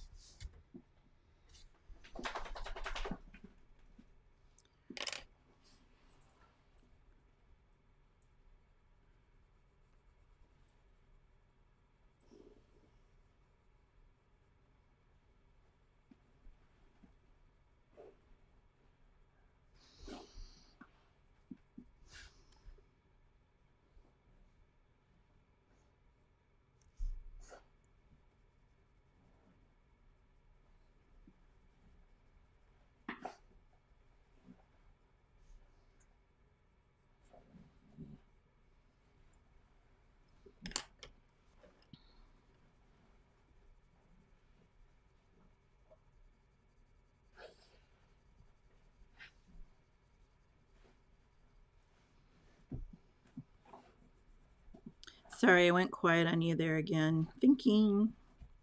Just kind of working through there. I want there to be some shine on this ribbon.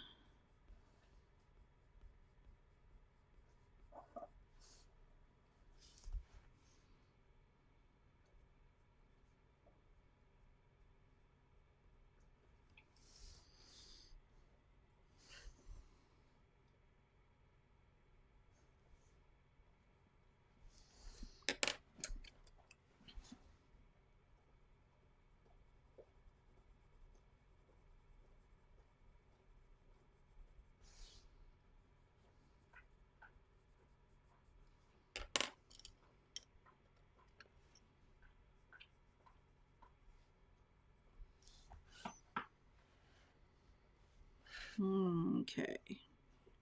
Get this tail down here. Where's my, yeah, peacock.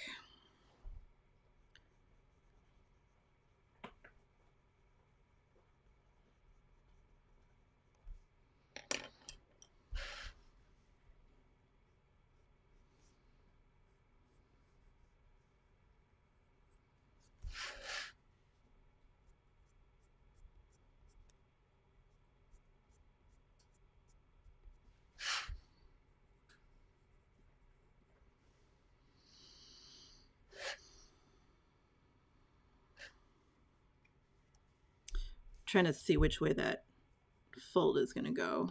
I put some white on it.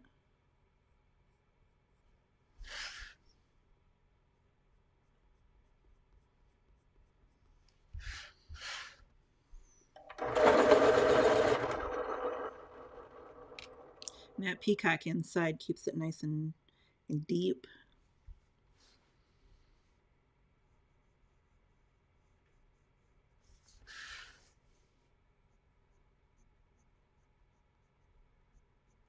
I love doing grosgrain ribbon because it's got that little line texture to it.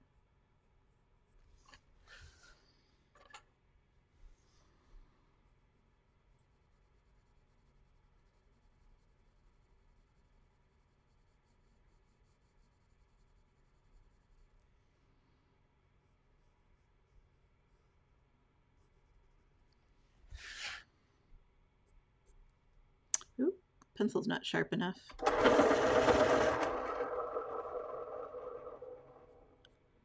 Dull pencils make very fat stripes.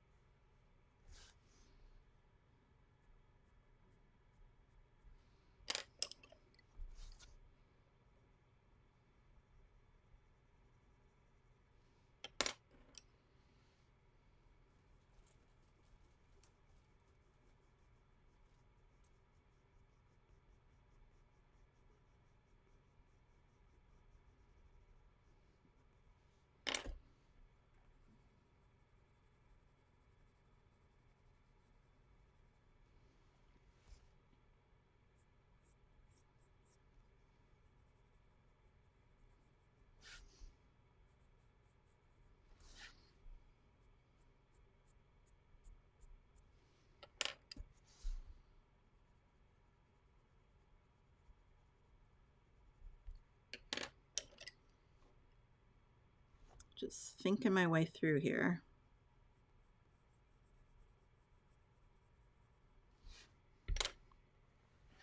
All right, so if there's a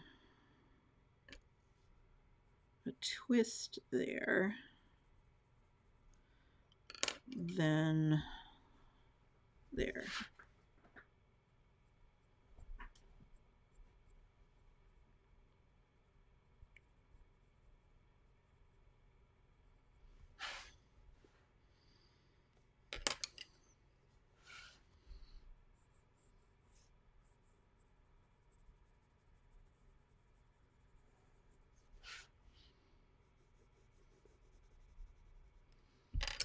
Some white for the edge there. I want this to kind of almost fade softly into the white.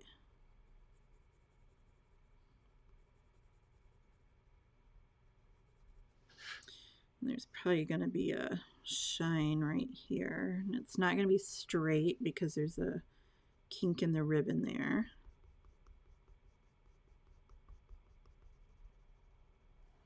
And then there's the seam edge.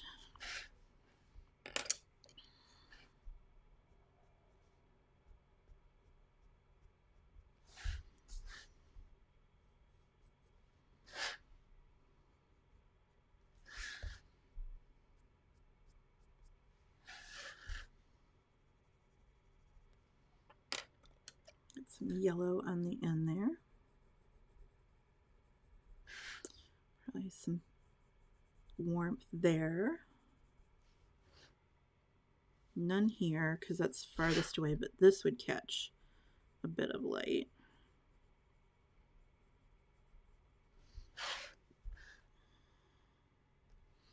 Getting close. Got the inside of this ear here. Okay, so it's going to be dark, but not so dark that I want to use the turquoise there.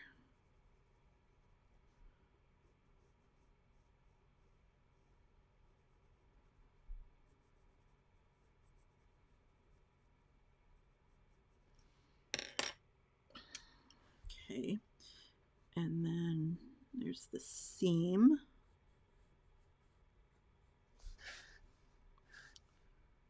And then, okay, so I'm trying to think of which way the stripes and the grosgrain are going to go. So it's bending this way.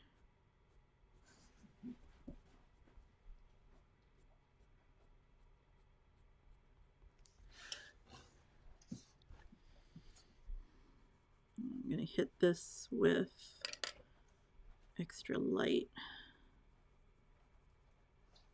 because this light is coming in this direction. And if the light is coming in that direction, then there's going to be warmth there.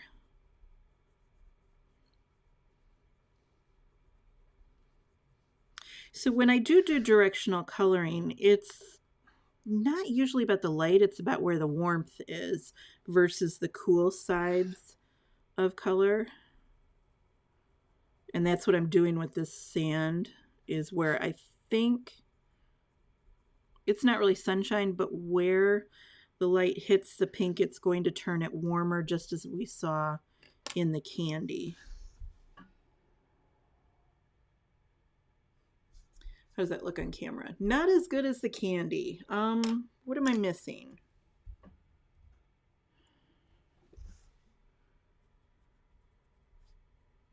I'm going to increase the potency of some of the shine. I really want them to feel like they match and go with each other.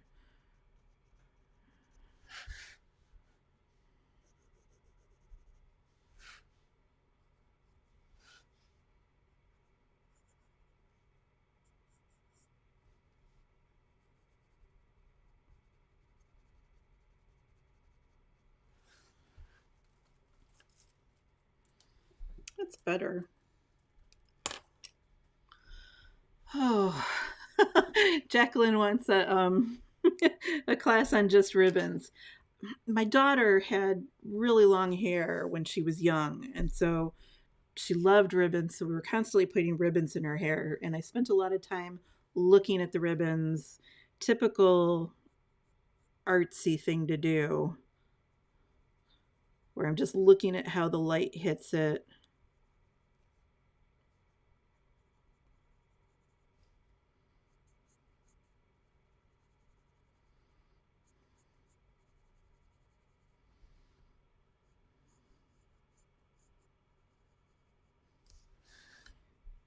Okay, pulling way back on the pencil.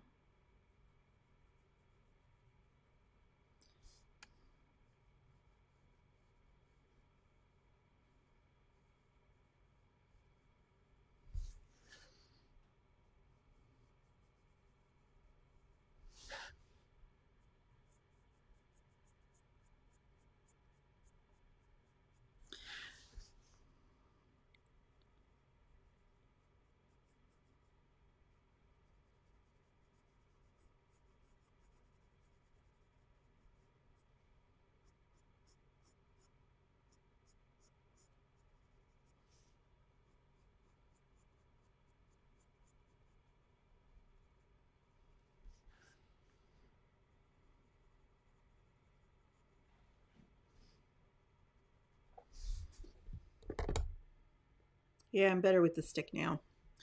All right, so looking at the cast shadow, sometimes you get these, gosh, what is that called? Transmuted color? But if you look at the photo reference, there is like this little golden bit of halo in the cast shadow. And it's because we got light coming through the translucent candy. Where'd my gray pencil go? Here it is.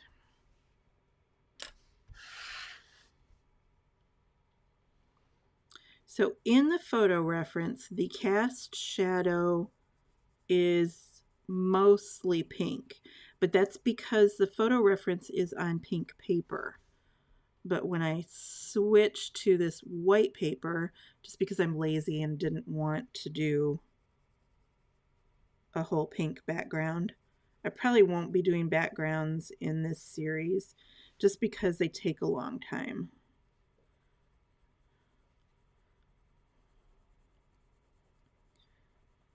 So I have to change the base color of the cast shadow to kind of this blue-gray color because I'm now on a white background instead of pink.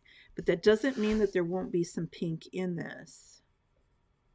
I just have to get that kind of bluish grayish color in first.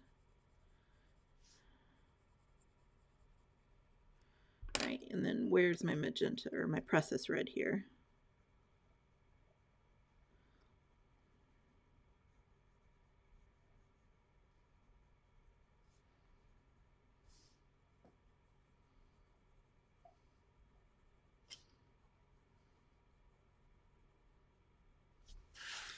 I'm going to come out just a little bit further than the gray with this magenta process red color.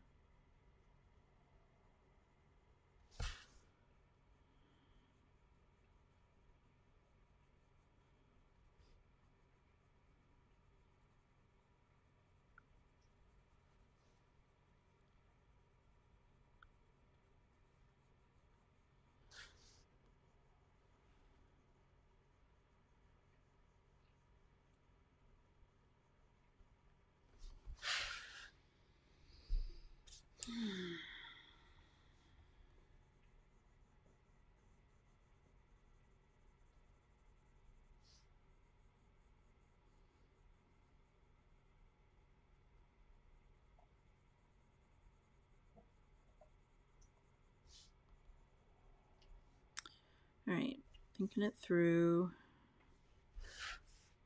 There'd be a little bit of color here.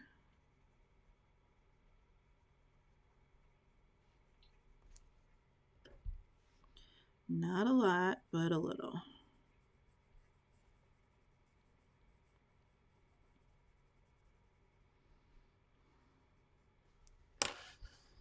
All right, so I got that.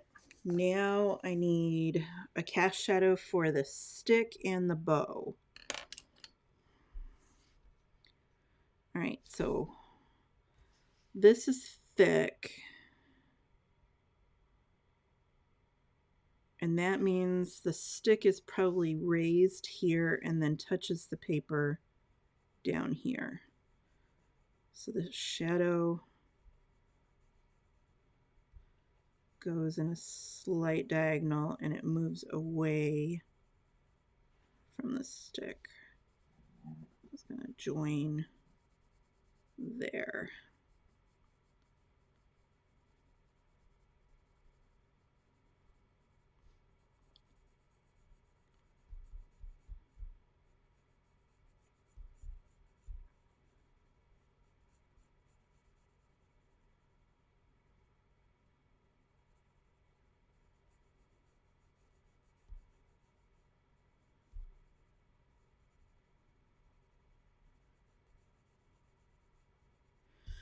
All right, so there's the stick.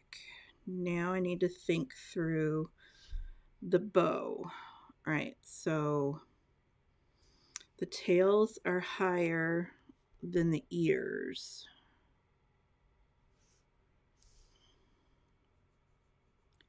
So the ear is probably touching the paper there.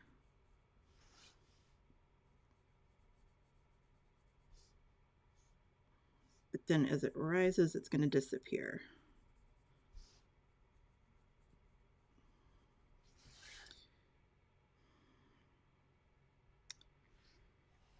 Is there any indication on the stick? A little bit down there. Because that doesn't look right to me. Don't love that.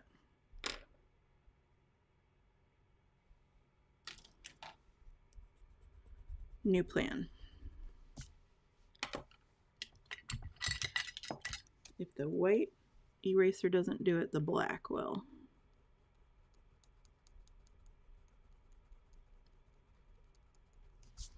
Okay. Get the white back on the edge of that ribbon. All right.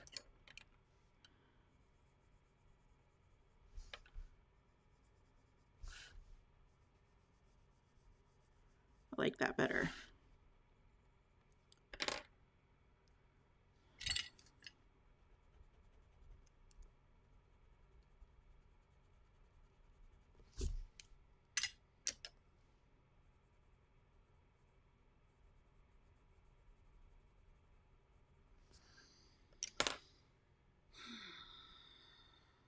Okay. So if the tail is dipping down, it touches there.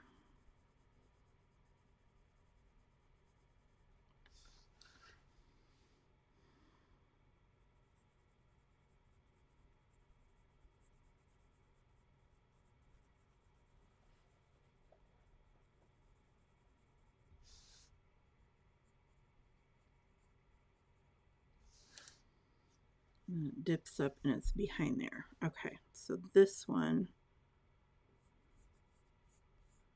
touches there. It has to come through to there. All right, last bit. Let's come this way.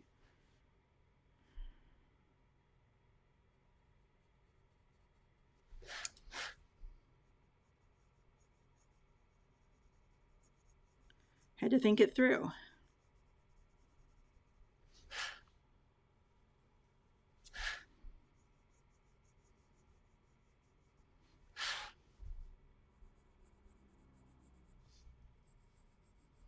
Now that I'm sure that I like it, I can deepen it. That's going to fade away. This one, like so, and now I add the magenta.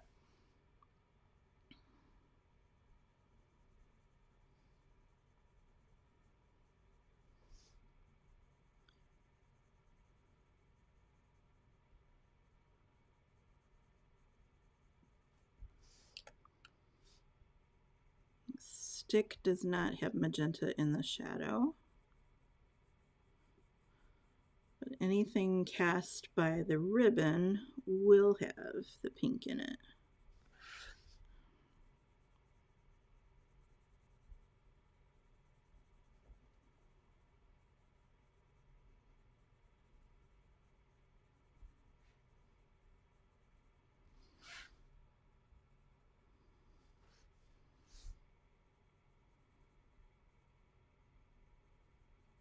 Wow, and I am really liking the look of the processed red over the top of this slate gray color. It kind of looks purple. I don't know if that's showing up on camera, but it's a really pretty color.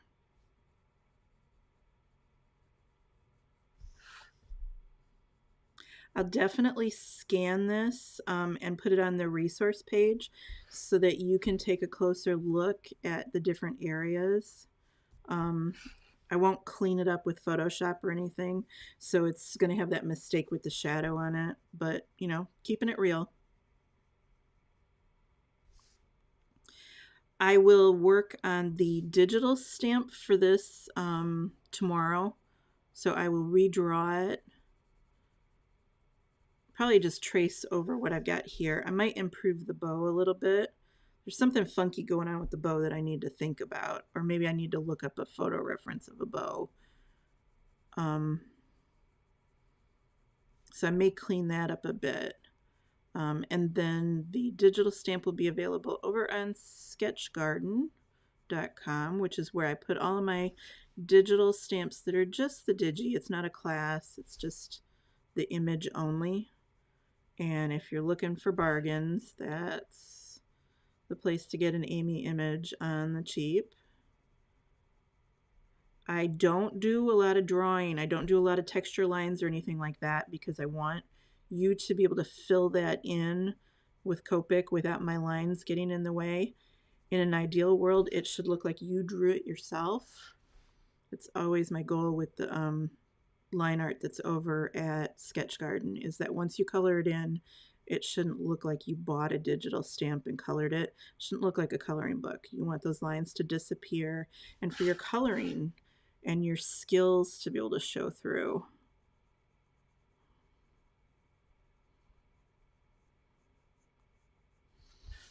You work hard practicing and developing these skills, so I want to give you a place to celebrate it. I should add, I'm probably adding too much there. Need to stop.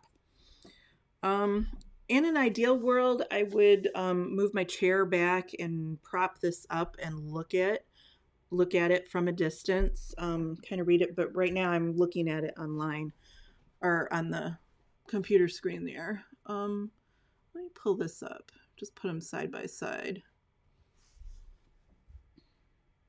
I definitely made my highlights bigger, but I wanted them to have more impact, and that's just one of those artistic licenses things that we can do as an artist. This, I like that. That's pretty effective. You know what? There's going to be one over here. How would that go? That would go like this. So you notice these little things that I didn't notice before.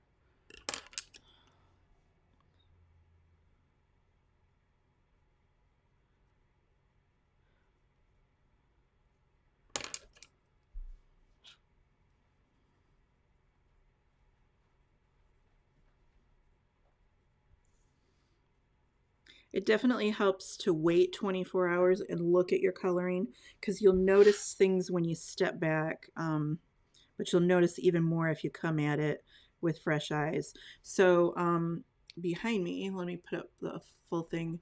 So my room here, you can see the door right there. So what I do is I will take my project and I will prop it up on my computer screen here, so that when I walk in that door first thing tomorrow morning, this is the first thing that pops up, that I see in the room. And I find that that is a really good way to kind of evaluate what you've done. The first thing that you see is generally something pretty good, and then the next two things that you see are things that need to be fixed. I'm looking for my little, here it is, slice tool. Need to go back to the overhead. I've got this little, there's like a flaw in the paper, and it grabbed a hold of some of that canary pencil right there. I don't even know if it's showing up on camera, but it's been driving me nuts for the whole class. All this is a little tiny ceramic blade. I don't know if you can see the point on it, but colored pencil frequently gives these little blobbies, and you can use the tiny point to just kind of scrape it up off the paper. You don't want to damage anything when you're doing it, but I always do this little kind of scrapey thing before I scan projects. So when you see something up on my website that is one of those nice scans where I've blown something up and used it in a graphic, I usually spend some time going through it with the slice tool first. By the way, slices don't look like this anymore. This is the old model. I can put a link to this in the supply section down at the bottom of the resource page, but the new ones are white with orange. I don't even know if I've got a new one nearby. I've got like 6 of these old ones, and I just put in new blades and they're fine. But this is the old body. So if you're looking, like if you go on Amazon looking for a tool that looks like this, they don't look like this at all anymore. But I will spend time just kind of picking at those little dots it's just a natural, it's a thing that happens with waxy colored pencils.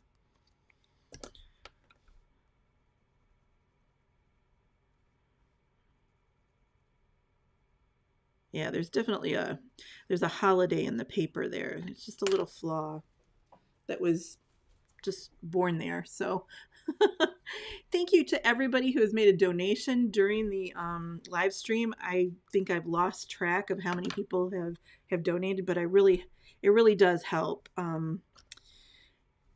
Helps me plan out ahead. Paper isn't free, ink isn't free, pays for all those things, but it also makes me think that maybe I can get by with doing more and more free content.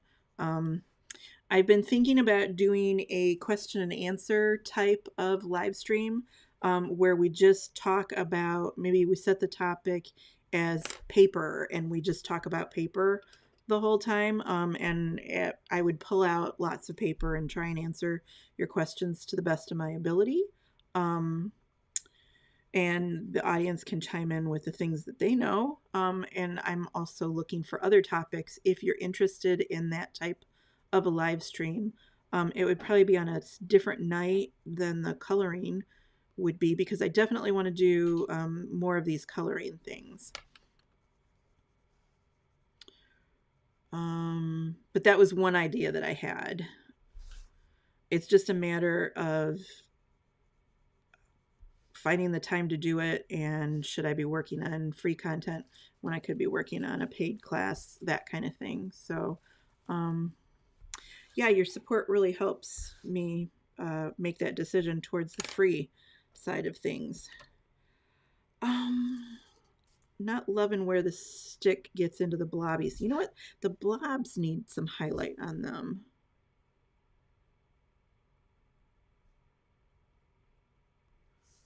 Does that look better? Yeah, that looks better, but it needs to be warmer.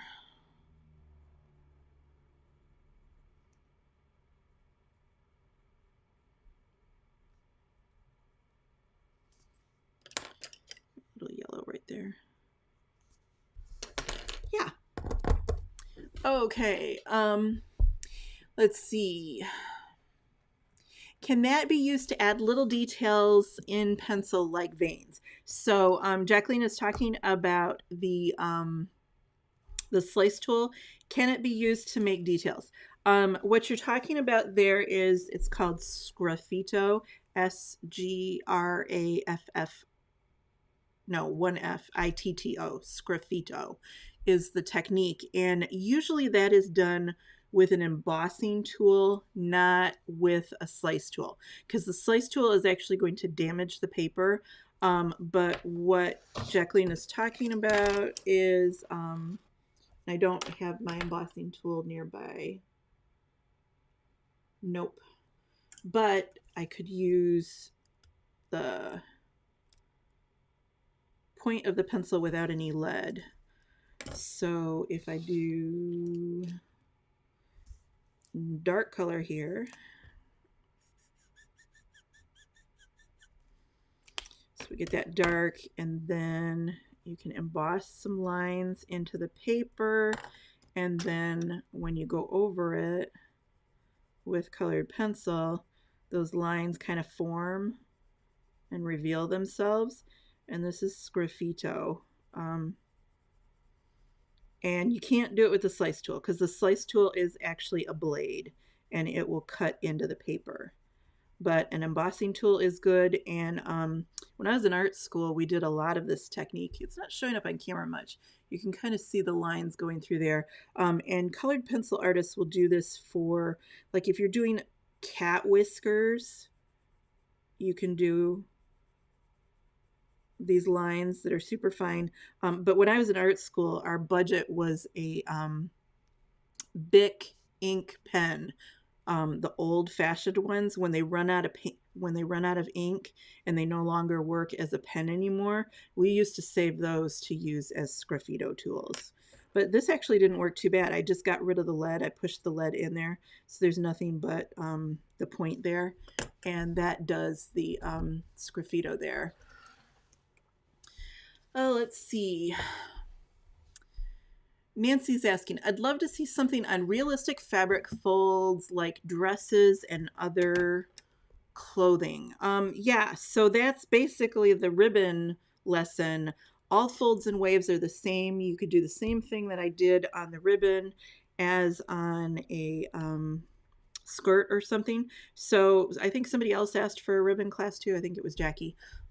So yeah, I could use that as a topic, maybe like at Easter. Like have a basket with a bow or something. It's got to be something simple. But yeah, we could do a folds and waves class.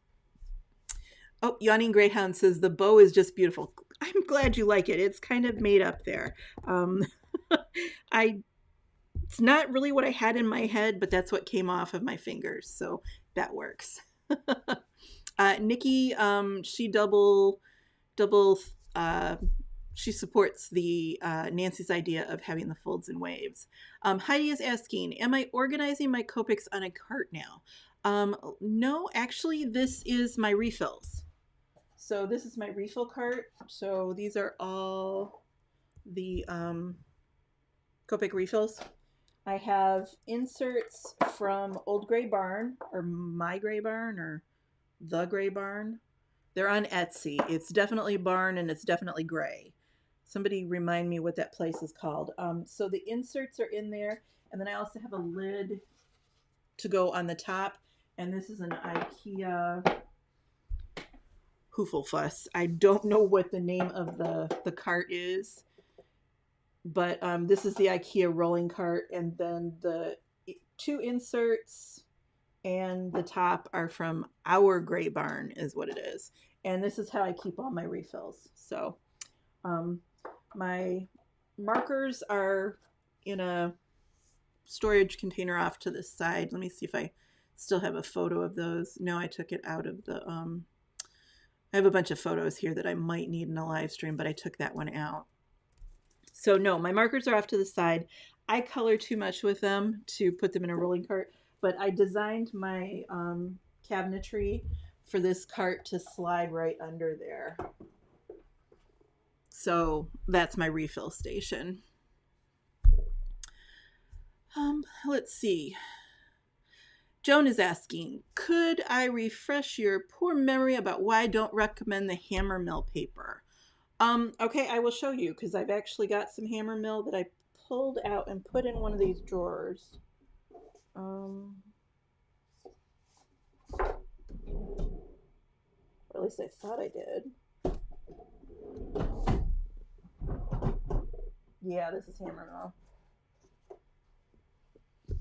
I was trying to print on it to get rid of it because I bought a big package. I thought I was buying a small package to test it one more time. But, all right, so this paper right here that I've been doodling on all night, this is Strathmore. And here's the RV29.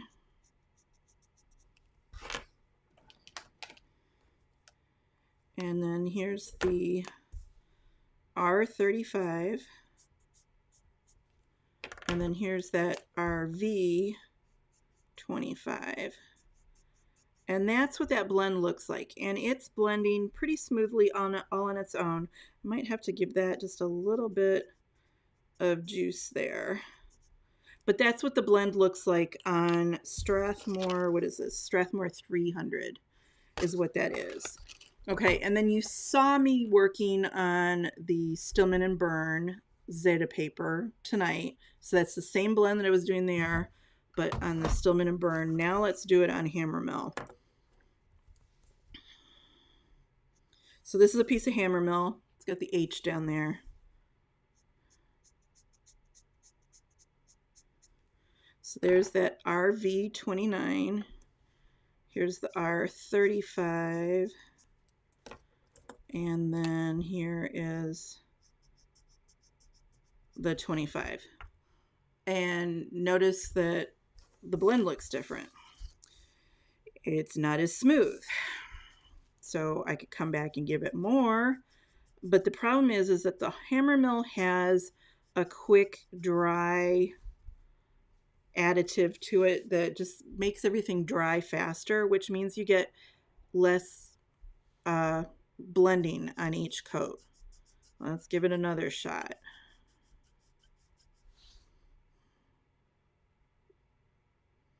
So it took twice as much ink to get the same kind of blend.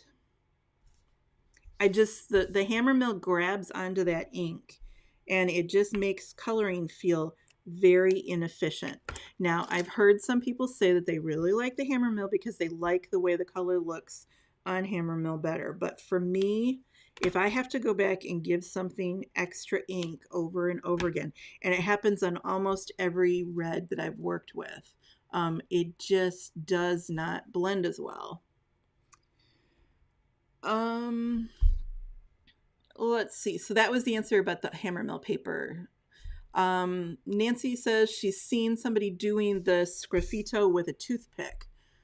That would have to be some soft paper. I bet it works on watercolor paper with a toothpick. You'd have to really, like a plastic toothpick maybe?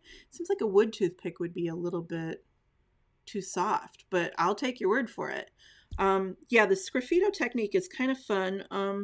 I did a class a long time ago that was on different types of clothes. We had like a paper doll stamp. It was in a store that we always had to color a stamp because the store would then sell it. And we did the Scraffito technique for overalls. I think we did it on a scarecrow too. But we did the Scraffito technique kind of in this cross-hatching look like that.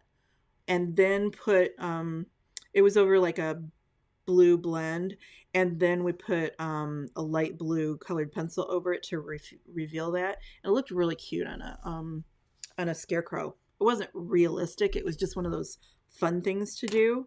But there are realism artists that use the Scraffito just for like eyelashes and cat whiskers are the first things that come to mind.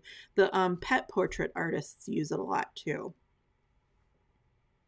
I did it, I think it was the Sakura Blossom class, which is now discontinued. But we drew in the little veins.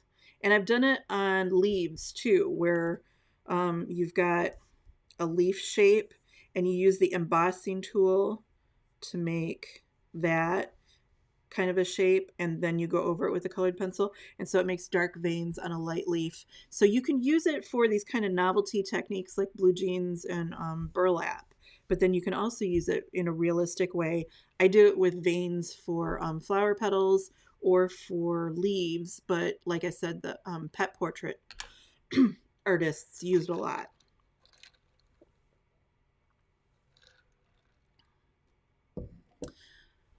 Let's see, Rascog. Yes, that's the name of the cart. Yes, absolutely. Thank you, Nancy.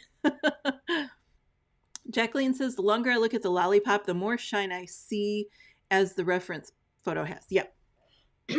I kind of overemphasized it just because I love the look of, ultra high shine. I also deliberately took mine over the stick where you don't see that in the photo reference as much. And I think that really helps the highlight pop when it's going over an interior feature. Joan says, thank you for showing the two blends. Yeah, and this wasn't an extreme case. I've had cases like G28.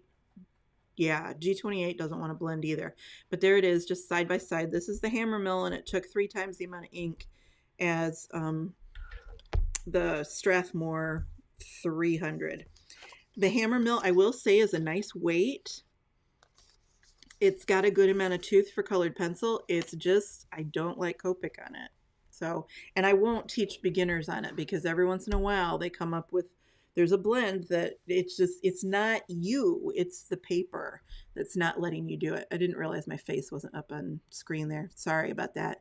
Headless talking. I'm running out of voice here. Nancy says, it might have been watercolor paper, but the coloring was with colored pencil. I could see doing a toothpick on watercolor paper because that's like high cotton content, so the toothpick would stand up. Lynn reminds me that we use the Scraffito technique for the texture in the pen that's with the hydrangea. So it's ink and hydrangea is the class, and there's a hydrangea that's on a long stem, and then there's a perfume bottle and a dip pen, and the dip pen in the front has this Scraffito technique on it. So it's, the pen is kind of shaped not that extreme, but it's one of those quill pens like that. So it's the dip pen, and we use the embossing tool to make the brushed nickel texture to it. So we did like these kind of hatching marks, and then we colored it in gray, and then we went over it with the colored pencil, and then that revealed the Scraffito. And I think this was, yeah, I originally wanted to do like a decorative filigree that you sometimes see on the pen nibs, but I just couldn't figure out a way to instruct people on how to do that on the nib of the dip pen. That was my original intention when I did that class, though, was to have the brush nickel here and then to have like little incised filigree on it there. Yeah, it is subtle and it's realistic, but then you can also use it for fun, card type techniques too. So it kind of has a dual purpose to it. I just noticed that, look at how I set my journal up there. There we go. There's the composition. That stick, I guess, isn't, yeah, it is quite a bit fatter. Yeah. I just looked up and I was like, whoa. Okay, so I'm starting to lose my voice. I'm going to scroll back up just to make sure that I didn't miss any super important questions.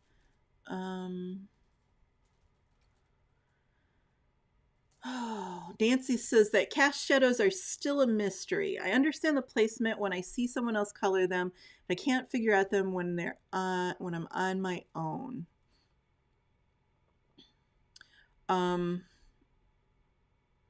Okay, we'll start doing more cast shadows in these live streams because you're not the only one, Nancy. A lot of people have them, and I will try to talk through what I'm doing a little bit more each time that I do it. Like here, I was like, I use my hands a lot, and I'm like, well, this dips down. But I spend a lot of time playing around with a flashlight too. So I've experimented a lot to try and figure out cast shadows, and now I can kind of logic my way through it, but you got to get comfortable with that. Donna says, Amy, you should promote your postcard series here also. I find it very helpful for understanding the color and how they work together. Glad you mentioned it, Donna. Let me reach in my drawer and pull out what she's talking about. So what Donna means is the postcard series, and this is the E34 postcard that I did for YouTube. Let me try and find other ones. Well, here's the waffle that I haven't colored yet. I have 2 copies of the waffle. I have a drawer of things to be colored. There's a failed attempt at the mushrooms. Here is an original one of the YR16 pumpkin that I did. I originally thought I was going to have a color box in the corner there. Oh, here's the cider. So what these are is I saw online that people were buying Pantone postcards, and I thought, well, why don't we have them for Copic? So I just started drawing. This is the original of the toadstools there. I just started drawing 6 cards in a set. I have 2 sets out now. They're both at vanillaarts.com. I need to get the second set up at Sketch Garden. But what it is it gives you a color to shoot for. So on this one, my main color was R08, and I was trying to use it on the red toadstools, but you can't use just R08. You have to use other things. So you're trying to kind of come up with a blend that looks like a red blend, and I ended up going into it was R08 to I think I ended up with Y38 was the final there. But you're just kind of experimenting around and trying to figure out how do you get that blend.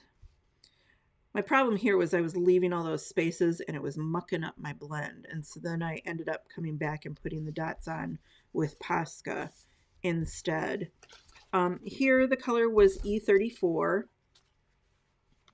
and the E34, you can see it in the midtones here, but I had to add some YR27, and there's actually some magenta, some RV66 under there. You can see it in the video for it. But it's experimenting around to try and use this main color in the project. And then every postcard also comes with a set of swatches. And so I give you what it looks like when you use 3 layers of a color. Then I give you a natural blend where the YR24 is the dark color here. And then I've got the YR24 in a dark blend where it's the lightest color in the blend. And then here's my preferred blend, one that I like that has the weird underpainting. But then I also give you some suggestions for different underpaints. You can sample those. And then the overpaints are the last 2. So these are the pushes where you make the color darker. And then these are the pulls where you make the color lighter. And I will say that the pulls never show up on camera very well. You can kind of see that there's colored pencil in these areas, but they show up really well in real life. So this gives you some suggestions, and then I give you a blank one so that you can come up with your own blends and try and experiment with it. And it's just trying to get you comfortable with this particular ink. And I will be honest, I'm shooting for colors that I like. and that I use a lot. So it's going to be a long time before there's some of those weird colors, like before there's a fluorescent postcard, because I just don't use those colors very often. But I want you to get comfortable with learning to use some of these colors more often. So I'm giving you some of my most commonly used colors right off the bat. In the first 12 cards are colors that I'm constantly refilling and using them a lot. And just trying to get you comfortable with how that ink blends and how it looks when it's blended with other colors. So here's one of the samples. I think I colored this one online. And it's meant, I gave you some space. So if you have a cinch machine or something, you can bind this, and eventually you can put all these cards together into a notebook to try and just keep all of your stuff together. And then you can come back and look at these just to refresh your memory about what I was using and then what you experimented with. So that's the postcard series. Like I said, they're over on vanillaarts.com. And Donna's getting some pretty good use out of it, it sounds like. And I know Lisa has been bugging me, when's the next one coming out? So she's blowing through them too, doing lots of the coloring projects. All right, let's see what else is in there. Yay. Okay, so scrolling upward, upward, upward. Oh, I really appreciate the support, guys. This kind of makes me... Oh, thank you. Oh, you guys are talking about how to donate. Bless you guys. Oh. All right. I'm trying to scroll back up just to make sure that I haven't missed any super important questions. But remember, we have a Facebook group, so Vanilla Arts Chat. You have to answer the question to be admitted as a member. But if I miss your question in the stream here, it's an excellent place to ask it. There's also, I just started it, there's a community section there on the YouTube channel. You can ask questions there, or you can toss a question into the chat down below. But honestly, the Facebook area is the best place to ask questions if I miss it. Looks like people were impressed with the sticky tack. It's probably one of it's definitely my most used eraser, because it just removes just a little bit of colored pencil. It doesn't do a lot of damage. It's super useful. I always start with the lightest eraser and then work towards the most potent eraser.